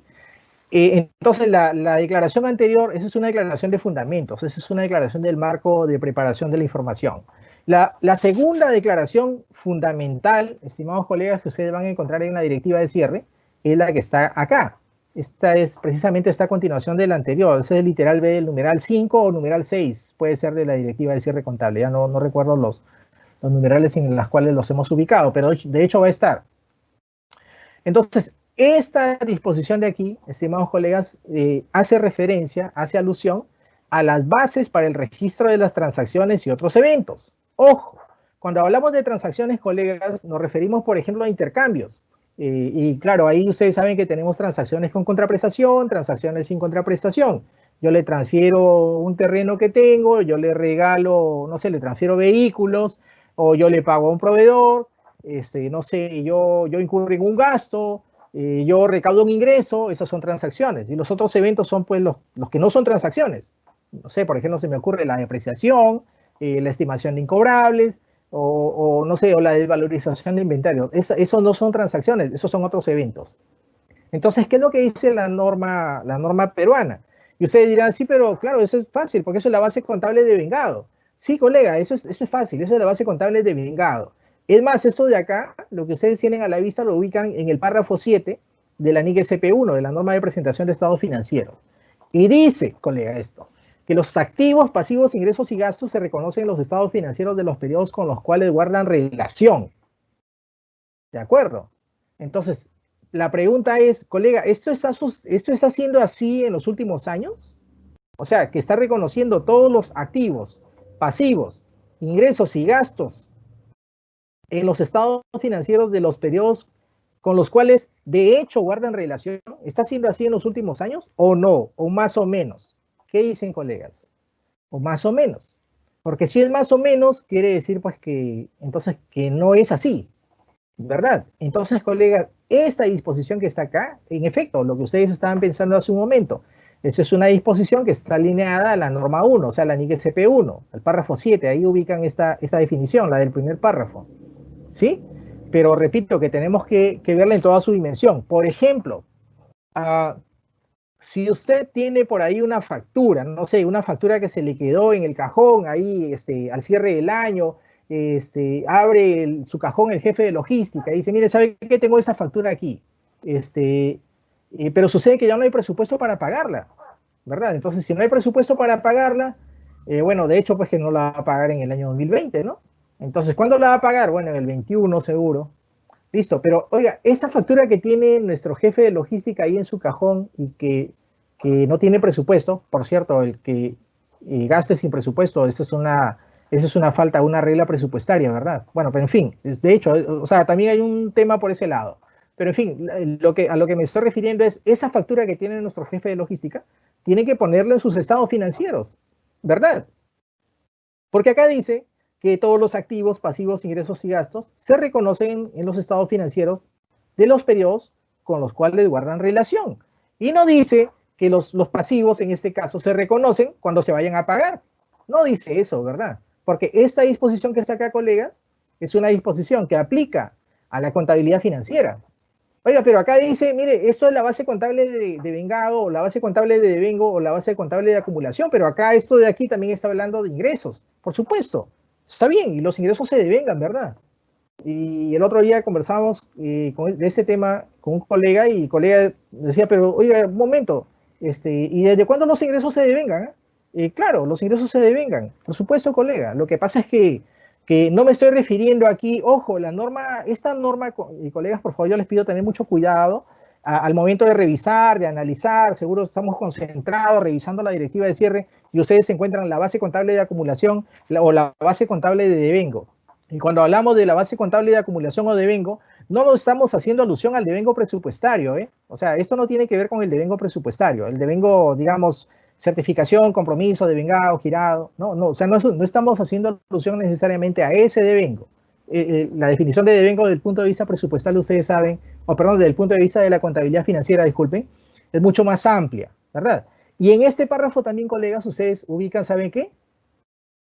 Una sección que está relacionada con la NIC SP14, en los párrafos a continuación. Y por eso es que haciendo alusión a la NIC SP14, a la norma 14, la regla peruana, o sea, el criterio peruano, la política peruana, también reconoce que en esos estados financieros de un periodo que se informa, deben contener los hechos que ocurren incluso después de la fecha de presentación. ¿Cuál es la fecha de presentación? Bueno, mi fecha de presentación, si estamos en estados financieros anuales, será 31 de diciembre. Y hasta que se aprueben esos estados financieros, es probable que en ese espacio de tiempo ocurran algunos eventos que tienen que ver con el año que informo. Es decir, algunos eventos, si digamos que esa es la fecha de presentación, y por ejemplo, si mis estados financieros se están autorizando en esa fecha, como en el 20 de marzo, entonces dice la norma, es probable que algunos eventos que sucedan en ese espacio de tiempo, es probable que tengan que ver con el periodo previo. Y si eso es así, eso ocasionalmente puede llevarnos a ajustar los estados financieros al 31 de diciembre, ¿verdad? Entonces, a eso nos referimos cuando decimos aquí que, por supuesto, debe reconocer los elementos en los estados financieros con los cuales guardan relación, pero además tiene que considerar algunos eventos que suceden en fecha posterior, ¿verdad? Esto, repito, está alineado con la NIC SP14. Esta alusión que está acá, de reconocer hechos que suceden en ese espacio de tiempo, no necesariamente, colegas, es aplicable al caso de las demandas judiciales que tiene un literal específico, ¿sí?, en la directiva de cierre contable. Y ese literal, por cierto, respecto al año anterior, no está variando mucho, excepto en un párrafo que no va por el sentido de este aspecto que les estoy comentando en este instante. ¿De acuerdo? Entonces, acá la pregunta que me hacía, o en todo caso que quería hacerles a ustedes, era si al cierre del año 2019 reconocieron todos los pasivos que son de cargo de la entidad. Si hacemos un poquito de memoria, ¿se contabilizaron todos los pasivos o no contabilizaron todos los pasivos? O sea, no importa, respóndase usted porque igual nosotros no lo vamos a escuchar, pero hay que hacer un poco de ejercicio como para no olvidarnos de esa parte, colegas, para el cierre del año 2020. ¿Sí? Por favor, o sea, sus obligaciones tienen que reconocerlas. Aquí nos preguntábamos en la oficina, las municipalidades del país, colegas, ¿cuántas obligaciones tienen que no han reconocido? O sea, cuando miramos los estados financieros de algunas entidades, de algunas municipalidades, sobre todo, incluso gobiernos regionales, la verdad que no sé cómo estará el lado del gobierno nacional, pero sí también gobiernos regionales y municipalidades. Cuando miramos el lado derecho, excepto el tema de obligaciones previsionales, las obligaciones previsionales están ahí contabilizadas. Entiendo en función al cálculo que ha realizado la ONP, pero en los estados financieros al lado derecho están pues las obligaciones previsionales, pero las otras líneas del estado de situación financiera, de los pasivos, están casi limpias. Es decir, que las municipalidades aparentemente no tienen deudas. Los gobiernos regionales aparentemente no tienen deudas. Pero cuando cruzamos esa información o cuando los colegas de otra dirección del MEF cruzan esa información con data de terceros, sucede pues que estas posiciones que nos están presentando no necesariamente están reflejando todas las obligaciones que son de cargo de la entidad al cierre del año, y que al ser obligaciones exigibles a la fecha de cierre de periodo que se informa, que deben estar contabilizadas. De lo contrario, la entidad estaría saltándose esta disposición que nosotros tenemos aquí a la vista, colegas. ¿De acuerdo? Entonces, colegas, solamente saben que para recordarles algo, ustedes recordarán el artículo, recordarán el decreto legislativo 1438, artículo 9, ustedes pueden revisarlo ahí, pueden confirmarlo. Vean que hay una obligación de las entidades, hay una obligación de contabilizar o de aplicar o de plasmar en sus estados financieros las reglas, los criterios que emite la Dirección General de Contabilidad Pública en su condición de regulador de la contabilidad del sector público en ese país. Hay una obligación por parte de las entidades de atender esas disposiciones que emite la DGCP. Nuevamente, por supuesto, cuando la DGCP no emite una regla, la entidad puede adoptar un marco más amplio, por ejemplo, el de la NIC-SP, en aquellos casos en los cuales sea requerido, pero no puede dejar de contabilizar una transacción. Algunos lineamientos, colegas, de la directiva de cierre, y les comento que, por supuesto, en las sesiones, 11 sesiones todavía después de esa que continúan, en las sesiones que se van a dar en las próximas semanas, les comento que va a haber temas como propiedades, planta de equipo, corrección de errores, instrumentos financieros, deterioro, corrección de errores, no sé si ya les comenté, provisiones, pasivos contingentes. Ya en esas sesiones también, por supuesto, se van a abordar algunos temas de la directiva de cierre que no necesariamente voy a referir aquí. ¿De acuerdo? Aquí voy a referir a algunos. Pero en las sesiones próximas se van a desarrollar, porque las sesiones próximas son sesiones que van sobre temas específicos que la Dirección General ha considerado oportuno y pertinente desarrollar en este evento, en esta sesión de cursos. Entonces, en cuanto a los lineamientos, bueno, los principales cambios, no sé si, me parece que algo de eso nos comentaba el señor Oscar Núñez del Arco el día martes, ¿no? Por ejemplo, los cambios que estamos introduciendo, estamos requiriendo menos anexos, o sea, menos formatos, o sea, la formatería se reduce, estamos precisamente en esas coordinaciones. Eso va a depender de una serie de arreglos que realicemos o que realice la Dirección General al interior del ministerio, ¿no? Hay umbrales que se están incrementando, por ejemplo, el umbral para conciliar operaciones recíprocas, se va a establecer en una UIT, ¿no? El umbral para contabilizar errores con cargo a los resultados acumulados se define y se establece en 2%. El umbral para intangibles es 1/4 de la UIT. Para intangibles adquiridos, perdón, para intangibles generados internamente no existe, la entidad define su propio umbral. Y así entre otros casos, ¿sí? Bueno, se va a requerir menos firmas digitales y firmas electrónicas en los formatos. Solamente algunos van a llevar esa firma, los otros no, sí, pero sí se van a presentar, ¿de acuerdo? Hay una guía de notas y lineamientos sobre políticas que las entidades van a tener unos documentos disponibles con fines de utilizarlos en la preparación de su información. Y esa directiva, colegas, también contiene disposiciones que han sido concordadas con otros entes rectores. Por ejemplo, el tema de las tomas de inventarios, de propiedades, planta y equipo, y de las tomas de inventarios físicos. Y también vamos a tener estamos teniendo coordinaciones con otros entes rectores de la administración financiera y algunos rectores que no son de la administración financiera, pero que de alguna manera están involucrados con ese proceso que nosotros estamos llevando a cabo y que hemos iniciado ya hace algunas semanas, ¿sí? Y que debe terminar en la aprobación de una directiva. Acá, la propuesta, por eso es que dice acá, estimados colegas, si bien dice acá es tiempo de decir adiós, ¿no? La propuesta que ya se ha planteado, ¿no? Es, por ejemplo, eliminar esos formatos que están acá. De esta formatería que ustedes tienen a la vista, la idea es, ¿saben qué? Eliminarla, o en todo caso no requerirla en la información que ustedes deben reportar. Entonces, eso sería excelente, ¿verdad? Nosotros estamos, así como ustedes, así como la reacción de ustedes, igual la misma reacción tenemos nosotros. Pero ¿saben qué, colegas?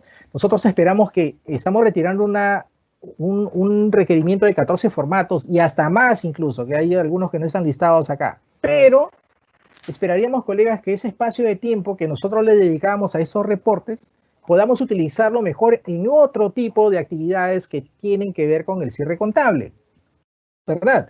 Eso quiere decir que si eliminamos estos formatos, y repito que en la fecha de hoy todavía está como propuesta, vamos a ver cómo avanzan los arreglos al interior del ministerio. Si lo retiramos, seguro que de hecho nos vamos a liberar una serie de validaciones, ¿verdad? Entonces, y de hecho que le vamos a aliviar a ustedes, o nos vamos a aliviar incluso nosotros una serie de cálculos, ¿verdad? Porque finalmente muchos de estos reportes que están acá no son más que hojas de trabajo. Entonces, colegas, ya que retiramos esos requerimientos, esperaríamos una mejor calidad de información de otro tipo que yo le voy a comentar más adelante. Solamente para fines de estos cambios, sobre todo ese que está acá, para fines de estos cambios que estamos promoviendo en la directiva, nuestros colegas de ahí de la oficina, ¿no? Tenemos un colega que es experto en esos temas, que ustedes ya deben conocerlo, deben haber contactado con él en algún momento, ¿no? Nos hace recordar, más allá que él va a dar una presentación casi en las últimas sesiones de estas sesiones que hemos programado, ¿no? Me hace recordar que por favor, es ahora quienes no se han agenciado todavía o no nos hemos agenciado de estos certificados digitales, DNI electrónico o firma con token o USB o a través de la PC, que pudiéramos por favor ir tramitando con fines de terminar o culminar con éxito este proceso de cierre contable por el lado de esos formatos que están acá. Porque claro, el año pasado creo que firmábamos todos los formatos, ¿verdad? Ahora no, solamente se van a firmar algunos formatos que sean claves. Pero aún para firmar esos formatos, ¿sí? Aún para firmar esos formatos, pues de hecho les pediríamos encarecidamente, les pedimos con mucho cariño que pues se agencien de ese certificado digital, ¿de acuerdo? En la directiva de cierre contable, estimado, vamos a tener una sección que le vamos a llamar, o le estamos llamando una sección COVID. Y acá referimos un poquito a una de las características cualitativas. ¿Recuerdan ustedes cuando hablábamos de 6 características, o por lo menos yo les mencionaba 6 características? Una de esas características es la representación fiel, ¿verdad? Entonces se supone que la información financiera que ustedes reporten para el cierre de este año 2020 debería ser la representación fiel de lo que está sucediendo en esta etapa, ¿verdad? Entonces, por eso es que la norma, incluso el marco conceptual que revisábamos al inicio, establece Pues que para ser útil, de hecho, la información, en este caso la financiera, pero también la presupuestaria, debe ser una representación fiel de lo que se pretende representar, ¿verdad? Oiga, si estamos pues en crisis, pues sus estados financieros deben presentar, no creo que vaya a tener este año una utilidad o un superávit, ¿verdad? Si nadie le está pagando, o sea, es una municipalidad, nadie le está pagando. No sé, en el caso de los ministerios, probablemente estén incurriendo en mayores gastos por equipos de protección personal, por mascarillas, por alcohol, no sé, por una serie de gastos que están realizando ahora que no realizaban en el pasado. Pero estos eventos precisamente, o esa serie de gastos que se están realizando ahora, están de hecho condicionados por este evento actual, que es el COVID-19. Entonces, ese tipo de situaciones, colegas, tenemos que mostrarlo, de hecho, en los estados financieros, ¿verdad? Y es más, les comento, en la nota 1, eso van a verlo ustedes replicado en la guía que es parte de la directiva, ¿no? En la nota 1 se les va a requerir, hay una sección en la cual se le va a requerir que la entidad revele, pues, qué hechos importantes se han sucedido en el periodo, ¿no? Porque, bueno, claro, en este año tenemos COVID-19, pero no sabemos en el 21 qué podrá suceder. Entonces va a haber una sección en la cual le vamos a requerir precisiones o explicaciones sobre algunos eventos de importancia o sobre algunos hechos de importancia que han acaecido en el contexto de la entidad, ¿verdad? Entonces esos son los famosos hechos de importancia. Esa práctica ya se viene llevando a cabo acá, por ejemplo, en el mercado de valores, ¿no? Entonces, por ejemplo, algunos aspectos que van a estar contemplados en esta sección que le hemos llamado COVID-19, colegas, que por supuesto va a ser una sección, digamos, transitoria, aunque seguro que algunos de esos criterios van a quedar como permanentes, ya iremos evaluando en el transcurso del tiempo, ¿no? Por el lado de los ajustes al deterioro de las cuentas por cobrar, las entidades, colegas, van a tener que ajustar sus estimaciones para realizar la estimación del deterioro de las cuentas por cobrar o las estimaciones de cuentas por cobrar que hacíamos antes, ¿recuerdan? ¿Sí? Y por cierto, colegas, que esas estimaciones de cuentas por cobrar ya vamos enfocándolas en otro marco contable, ¿sí? O sea, en un marco más amplio. Recuerden que, por lo menos hasta ahora, está vigente el instructivo 3, ¿no? Entonces, ese instructivo 3 ya vamos un poquito a ir descartándolo en el transcurso de estos días, ¿sí? Entonces, colegas, porque la cuenta por cobrar que la entidad debería representar en su estado de situación financiera, debería ser eso, lo que yo le comentaba hace un momento, una representación fiel de lo que pretende representar.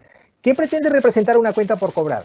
Un derecho que yo tengo por cobrar a un tercero, ¿verdad? Del cual la entidad espera un flujo de efectivo futuro, ¿verdad? Porque las cuentas por cobrar normalmente están relacionadas con flujos de efectivo, ¿sí? Pero la pregunta es, dígame, ¿y en efecto espera un flujo de efectivo de esa cuenta por cobrar bajo estas condiciones? ¿O es que las cuentas por cobrar ya prácticamente, no sé, los obligados han quebrado, por ejemplo? Entonces, si esto es así, bueno, si ya quebraron, dígame, ¿quién le va a pagar? ¿Eh? O sea, si ya quebró la empresa que le debía, ¿quién le va a pagar? A menos que las deudas se transfieran a los titulares. Entiendo que eso no es así, ¿de acuerdo? Pero la entidad conoce qué tipo de saldos tiene. Entonces, nuevamente, la información financiera debe representar aquello que pretende representar, ¿sí? Porque si me presenta una cuenta por cobrar, digamos, grande, yo esperaría un flujo grande, si es que no ha hecho una estimación adecuada del deterioro de esas cuentas por cobrar.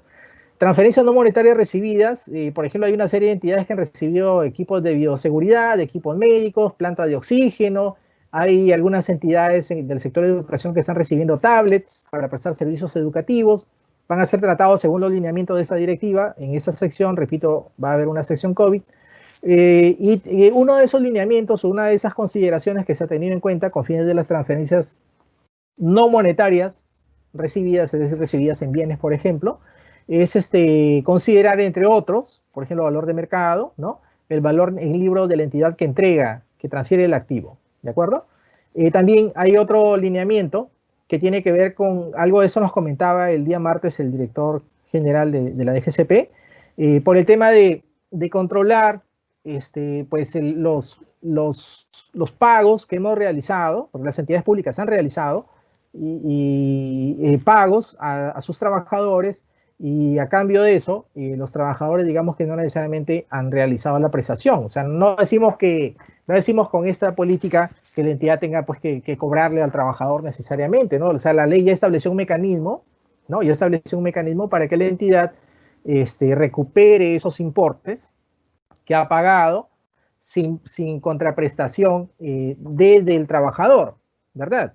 Entonces, en este caso, la entidad va a tener que determinar esas horas de trabajo no laboradas, por lo menos a cierre del año, y que se encuentran sujetas a compensación. Esas cuentas, esos importes que han sido pagados y que hasta la fecha, por lo menos a cierre del año, no han sido compensadas, van a tener que ser contabilizadas como cuentas por cobrar, ¿verdad? Cuentas por cobrar que seguro van a ser compensadas durante el año 2021, o probablemente sean recuperadas, o probablemente se apliquen contra vacaciones, o de hecho la ley, o sea, los decretos de urgencia que se han venido emitiendo en los últimos meses, ya han establecido procedimiento ahí, colegas, ¿sí? En cuanto al deterioro de los elementos de propiedades, planta y equipo, esto sí también fue comentado en la sesión pasada. Miren, o sea, tenemos conocimiento de una serie de construcciones que se han detenido, de edificios o de estructuras que se encuentran en construcción, y la entidad va a tener que realizar una estimación de aquellas construcciones que por algunos motivos se encuentren paralizadas, perdón, y que la entidad no evidencie una intención de reanudar o de culminar. Entonces, si esto es así, estamos ante un caso típico, ante un indicio típico de deterioro de propiedades, planta y equipo en este caso, ¿no? Entonces, hay una sección que se va a desarrollar en las próximas charlas que tiene que ver precisamente con deterioro de activos generadores y no generadores de efectivo, ¿no? Acá, por favor, les pedimos, colegas, revisar lo siguiente. Vean, en la directiva del año 2019 tenemos esta disposición, en la del 18 también, en la del 17 también, pero no sabemos qué está pasando. Hay una serie de entidades que ejecutan gastos y esos gastos tienen esta denominación genérica de inversiones intangibles, por eso está entre comillas, ¿sí? Y por cierto que esta definición o esta clasificación que está acá viene de una clasificación del presupuesto. Entonces, ¿qué es lo que le estamos diciendo? Por favor, cuando usted ejecute un gasto de este tipo de inversiones intangibles, decimos en el momento de la contabilización, no en otro momento, ¿ah? En el mismo instante de la contabilización, por favor le pedimos que evalúe en qué medida los costos contabilizados bajo esta línea, ¿sí?, cumplen las condiciones de activo. ¿Y saben qué, colega? Ahí descartamos ya las condiciones de activo. O sea que a partir de esa charla esperaría, sí, que las condiciones para contabilizar un activo hayan quedado por lo menos con una idea de lo que es un activo. De hecho, si no la tenían, porque entiendo que, o sea, muchos de ustedes manejan este marco, ¿no? Pero colegas, por lo menos de esta presentación debería haber despertado en ustedes la curiosidad para consultar el marco conceptual y para consultar las NIC-SP que, por ejemplo, en este caso resultan aplicables, porque saben que la Dirección General ya descarta que la entidad conoce qué es un activo y los criterios de reconocimiento para contabilizar un activo, ¿de acuerdo? Entonces, si esto es así, le decimos, ¿sabe qué? Si se cumplen las condiciones para que contabilice un activo, es decir, la definición y los criterios, entonces solamente en ese momento la entidad lo va a contabilizar como tal. En caso contrario, deben ser contabilizados como gastos del periodo.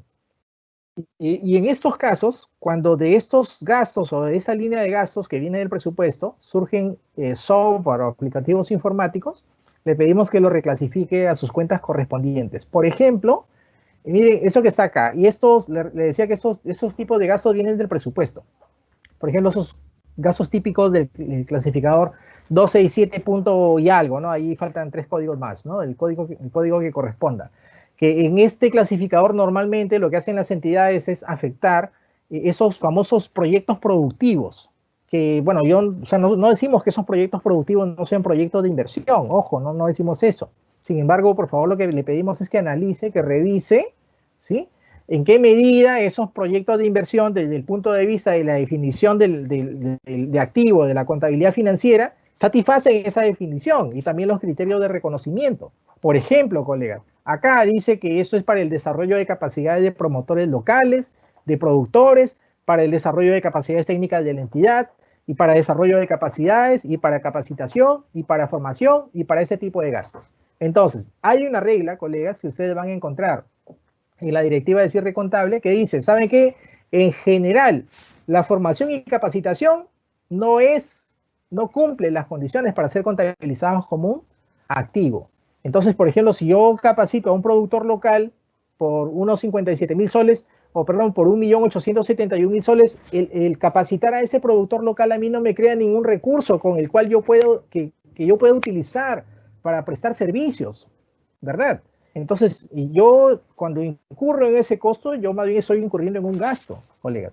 Entonces, nos parece, y eso lo hemos revisado varias veces ya en oficina, que esos 3 millones de soles de ese proyecto de inversión que está acá, bueno, eso no es más que un gasto, ¿de acuerdo? Por favor, los invitamos a revisar los registros que estén asociados a esa clasificación. Con mucho cariño los invitamos a revisar esto. ¿Y por qué, colegas? Miren, estos son unos datos del año 2018. Esto es de la Auditoría de la Cuenta General de la República del año 2018. Y vean algunas entidades, por ejemplo, en esta línea de formación y capacitación, 1.155 millones de soles, las municipalidades del país han contabilizado en esta línea que se llama inversiones intangibles. Pero en esas inversiones intangibles tenemos algo así, por ejemplo, diseño de instrumentos para la calidad del servicio. ¿Qué es eso? Por favor, tenemos que analizar qué hay ahí. Formación y capacitación, eso es gasto, colega. Ya se lo hemos dicho varias veces, por favor, revíselo. Otras inversiones intangibles no sabríamos qué están contabilizando ahí. Diseño de instrumentos para la mejora de la calidad del servicio, por favor, revisa los saldos y si es necesario, pues insérelos, porque ojo, yo le comentaba hace un momento, la norma dice que en el momento de la contabilización, no dice que por si acaso, después de un año, evalúe, no, en el momento de la contabilización, no hay otra posibilidad, ¿de acuerdo? Una referencia parecida, colegas, se encuentra con aquellos que llamamos otros gastos de activos no financieros, ¿sí? Que están asociados a ese clasificador presupuestal 268. ¿Sí? Solamente le decimos ahí, por favor, si estos costos están vinculados a la construcción de edificios y estructuras, por favor, reclasifíquelos a donde correspondan. Por ejemplo, los costos de la supervisión deben asignarse al costo del proyecto y deben acompañar el avance de la ejecución del proyecto. Pero si estos costos que están acá no son activos, por favor, sincere esos saldos, colegas. Tiene que sincerarlo. Tiene que hacerlo usted, porque nadie más lo va a hacer, ¿de acuerdo? Otras disposiciones, bueno, por aquí tenemos una disposición relativa al tratamiento de otros pasivos. Estos son los pasivos que se derivan de fraccionamientos que la entidad, a los cuales la entidad se acoge, ¿no? Entonces, en esos casos, le pedimos por favor a la entidad que contabilice adecuadamente y presente adecuadamente la clasificación, si esos pasivos son corrientes o no corrientes según su cronograma de pagos. Que los intereses en principio están contenidos en estas programaciones de pagos, colega, esos intereses en principio no son gastos, tampoco son pasivos. Esos intereses van a ir devengándose con el paso del tiempo. Por favor, le pedimos, colega, ¿sabe qué? Que los intereses y gastos que ya devengaron, ojo, colega, y nuevamente aquí una precisión, por favor, no nos referimos, cuando hablamos de devengado, no nos referimos al devengado SIAF. Cuando digo que ya devengó, por ejemplo, ya pasó el tiempo y el uso de este capital ya me incurrió, ya me hizo incurrir en un costo financiero. Entonces, el interés se va devengando con el paso del tiempo.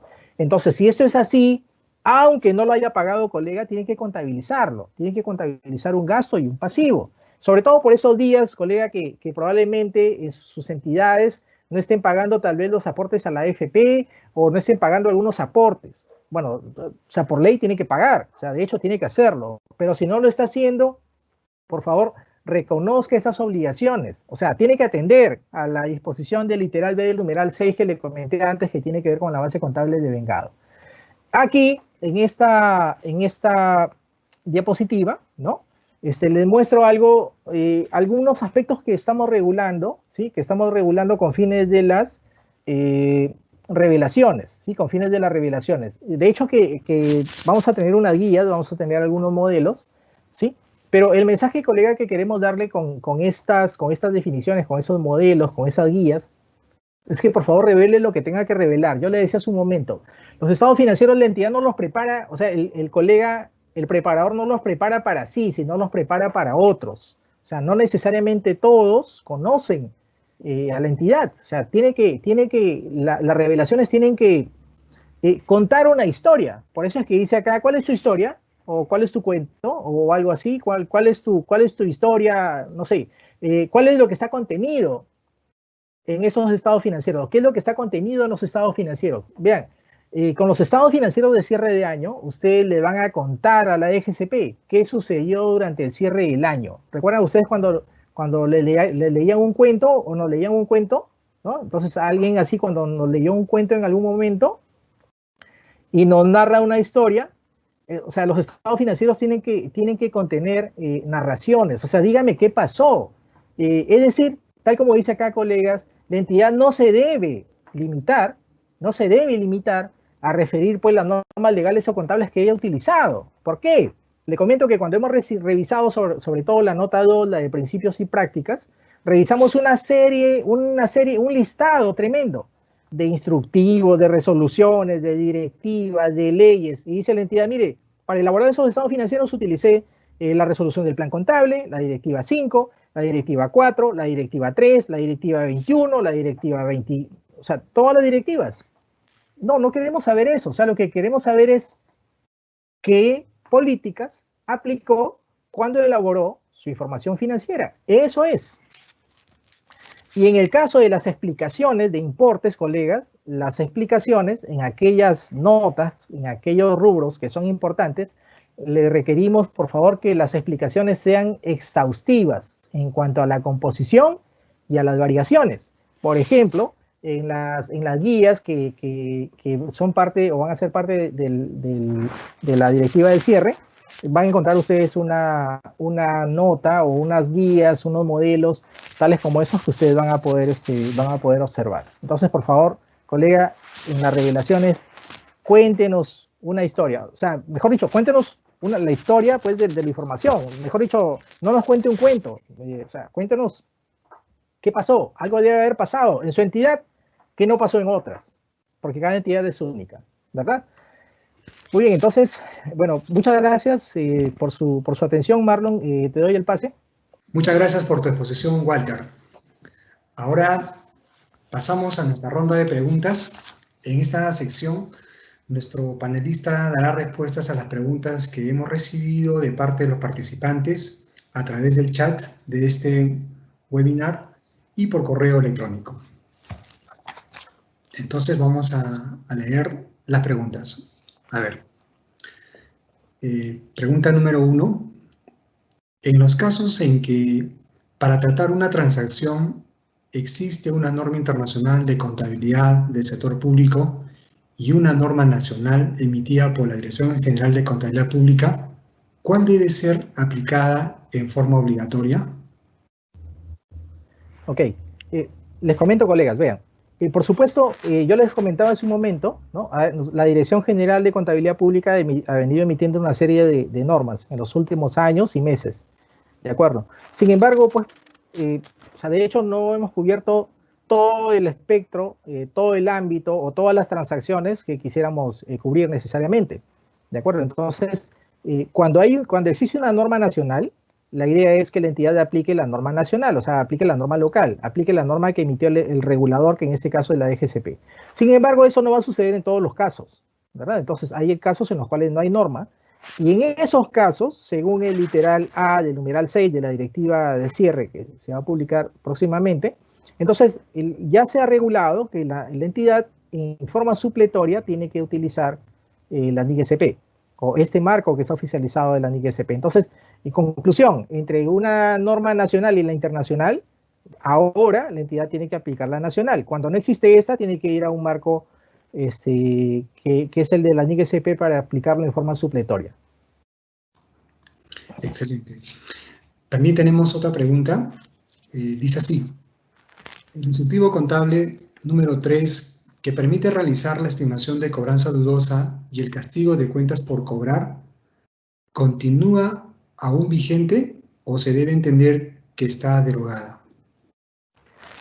Estimados colegas, por todo la serie de acontecimientos que vienen dándose en los últimos meses, ¿no? Hemos venido evaluando esa posibilidad y les comento que es parte del proyecto y es parte de la regulación que va a estar contenida en la directiva de cierre, ¿no? que precisamente una norma como estas pueda ser derogada. ¿Por qué? Porque en el tiempo además existen otras normas de mayor jerarquía, eso es por un tema de jerarquía de normas también, que han hecho de venir en inaplicable, o por lo menos parte del instructivo, si no todo el instructivo. Entonces, esto es lo que en otros contextos se denomina pues las derogaciones tácitas. Entonces, por favor, no se los puedo confirmar en ese momento, pero sí, o sea, la intención es derogar el instructivo 3. Y por eso es que les comentaba hace un momento, precisamente en ese contexto del COVID, las entidades deben revisar sus estimaciones de cuentas de cobranza dudosa o de deterioro de cuentas por cobrar. Siguiente pregunta.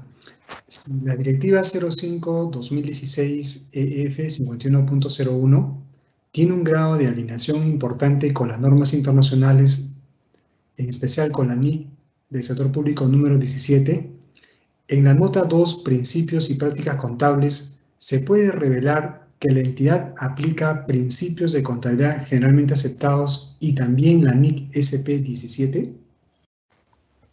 Verán, las directivas que la dirección ha venido emitiendo, ¿sí? Las directivas que la DGCP ha venido emitiendo, de hecho tienen una tendencia a acercarse, ¿no? a confluir con la NIC SP. Es más, muchas se encuentran alineadas. Por ejemplo, un ejemplo de estos casos es precisamente la Directiva 5, la de propiedades, planta y equipo. Y es cierto lo que manifiesta el colega cuando dice que, bueno, sí, pues hay aquí un grado de alineamiento muy, muy importante. Sin embargo, les comento también que la Directiva 5, 2016 CF 5101, no necesariamente contiene todos los aspectos que la NIC SP 17 ha regulado.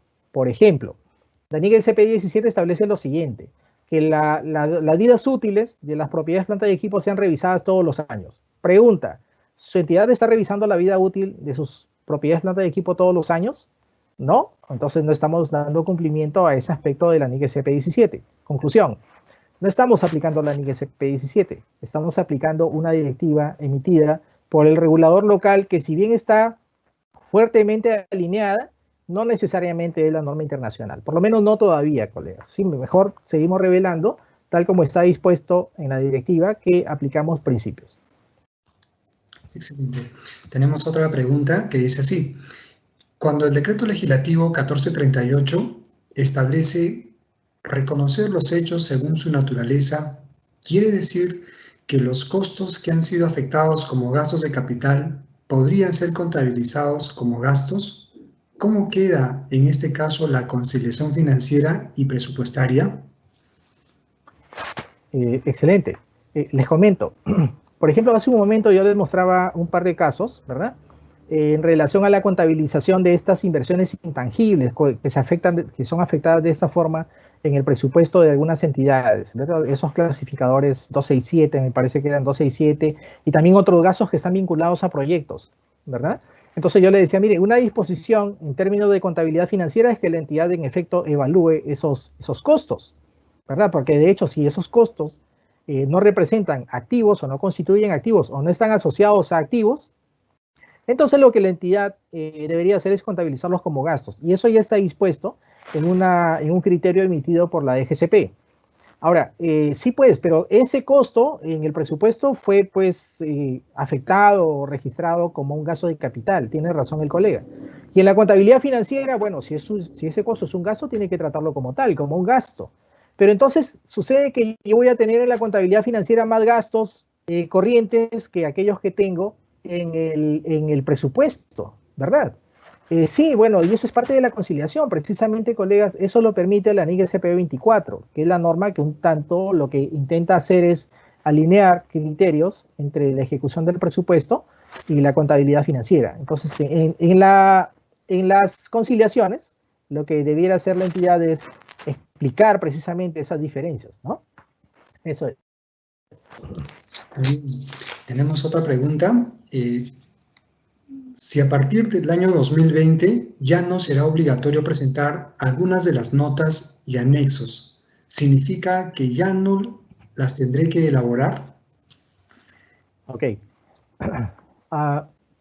Sí, les comentaba yo hace un momento que en efecto en la directiva de cierre, o sea, lo que estamos pretendiendo, eso debiera ser el resultado de ese proyecto, es eliminar precisamente una serie de formatos, una serie de requerimientos, ¿de acuerdo?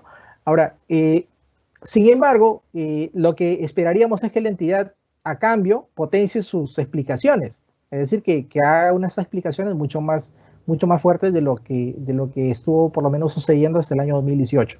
Ahora, ¿eso quiere decir que la entidad ya no va a elaborar alguna información? Bueno, no se olviden, colegas, que esta directiva es una directiva que se aplica con fines de la presentación de la información a la Dirección General de Contabilidad Pública.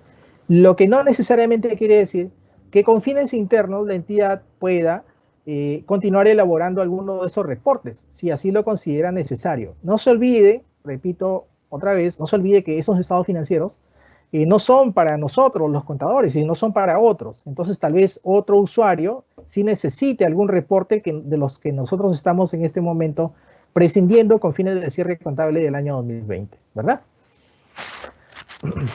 Excelente. Y finalmente tenemos una pregunta para terminar el evento. ¿Los lineamientos de la directiva de cierre reemplazan lo establecido en directivas específicas, tales como la directiva de costo amortizado, la de propiedades, planta y equipo, o lo regulado por otro ente rector?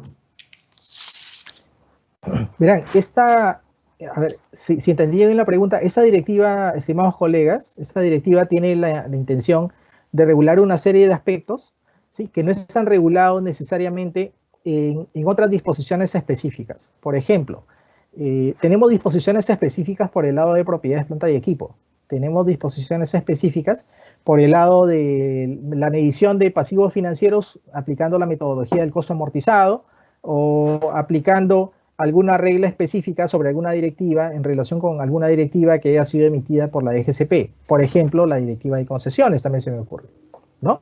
Entonces, esta norma, esta directiva de cierre contable, estimados colegas, no elimina requerimientos que ya están establecidos en otras directivas, no elimina requerimientos de otras directivas, ¿sí? Más bien, al contrario, los amplía aquellos casos en los cuales no necesariamente en este momento están siendo regulados por una norma específica. Por cierto, tampoco reemplaza disposiciones que deban ser emitidas o que hayan sido emitidas o que vayan a ser emitidas por entes rectores de otros sistemas administrativos. Por ejemplo, no emitimos regulación en términos de presupuesto, de tesorería o de abastecimiento. Por eso es que lo más que solicitamos en el caso, por poner un ejemplo, de las propiedades planta y equipo o de los inventarios, es una conciliación con los saldos que tienen las áreas que administran esa información, y no regulamos la toma de inventarios. Eso está a cargo de la Dirección General de Abastecimiento. Entonces, estimados colegas, bueno, ya que esta es la última pregunta, me da espacio para agradecerles su atención, agradecerles a ustedes haber participado en esta segunda conferencia. Y bueno, igual los seguimos invitando para las conferencias que se van a desarrollar en los días siguientes que tiene programada la DGCP. Muchas gracias. Muchas gracias a nuestro expositor por sus respuestas. Agradecemos a todas y todos los participantes por habernos acompañado en esta conferencia sobre el marco contable para la preparación de información financiera que organiza el Ministerio de Economía y Finanzas. Les recordamos que nuestra próxima conferencia se realizará el martes 10 de noviembre a horas 3:30 p.m. y se desarrollará el tema Políticas contables, cambios en las estimaciones contables, errores de años anteriores y presentación de estados financieros. Les recordamos asimismo, el video de esta conferencia será enviado a sus correos electrónicos y también será publicado en el canal de YouTube del Ministerio de Economía y Finanzas. Buenas tardes y hasta pronto.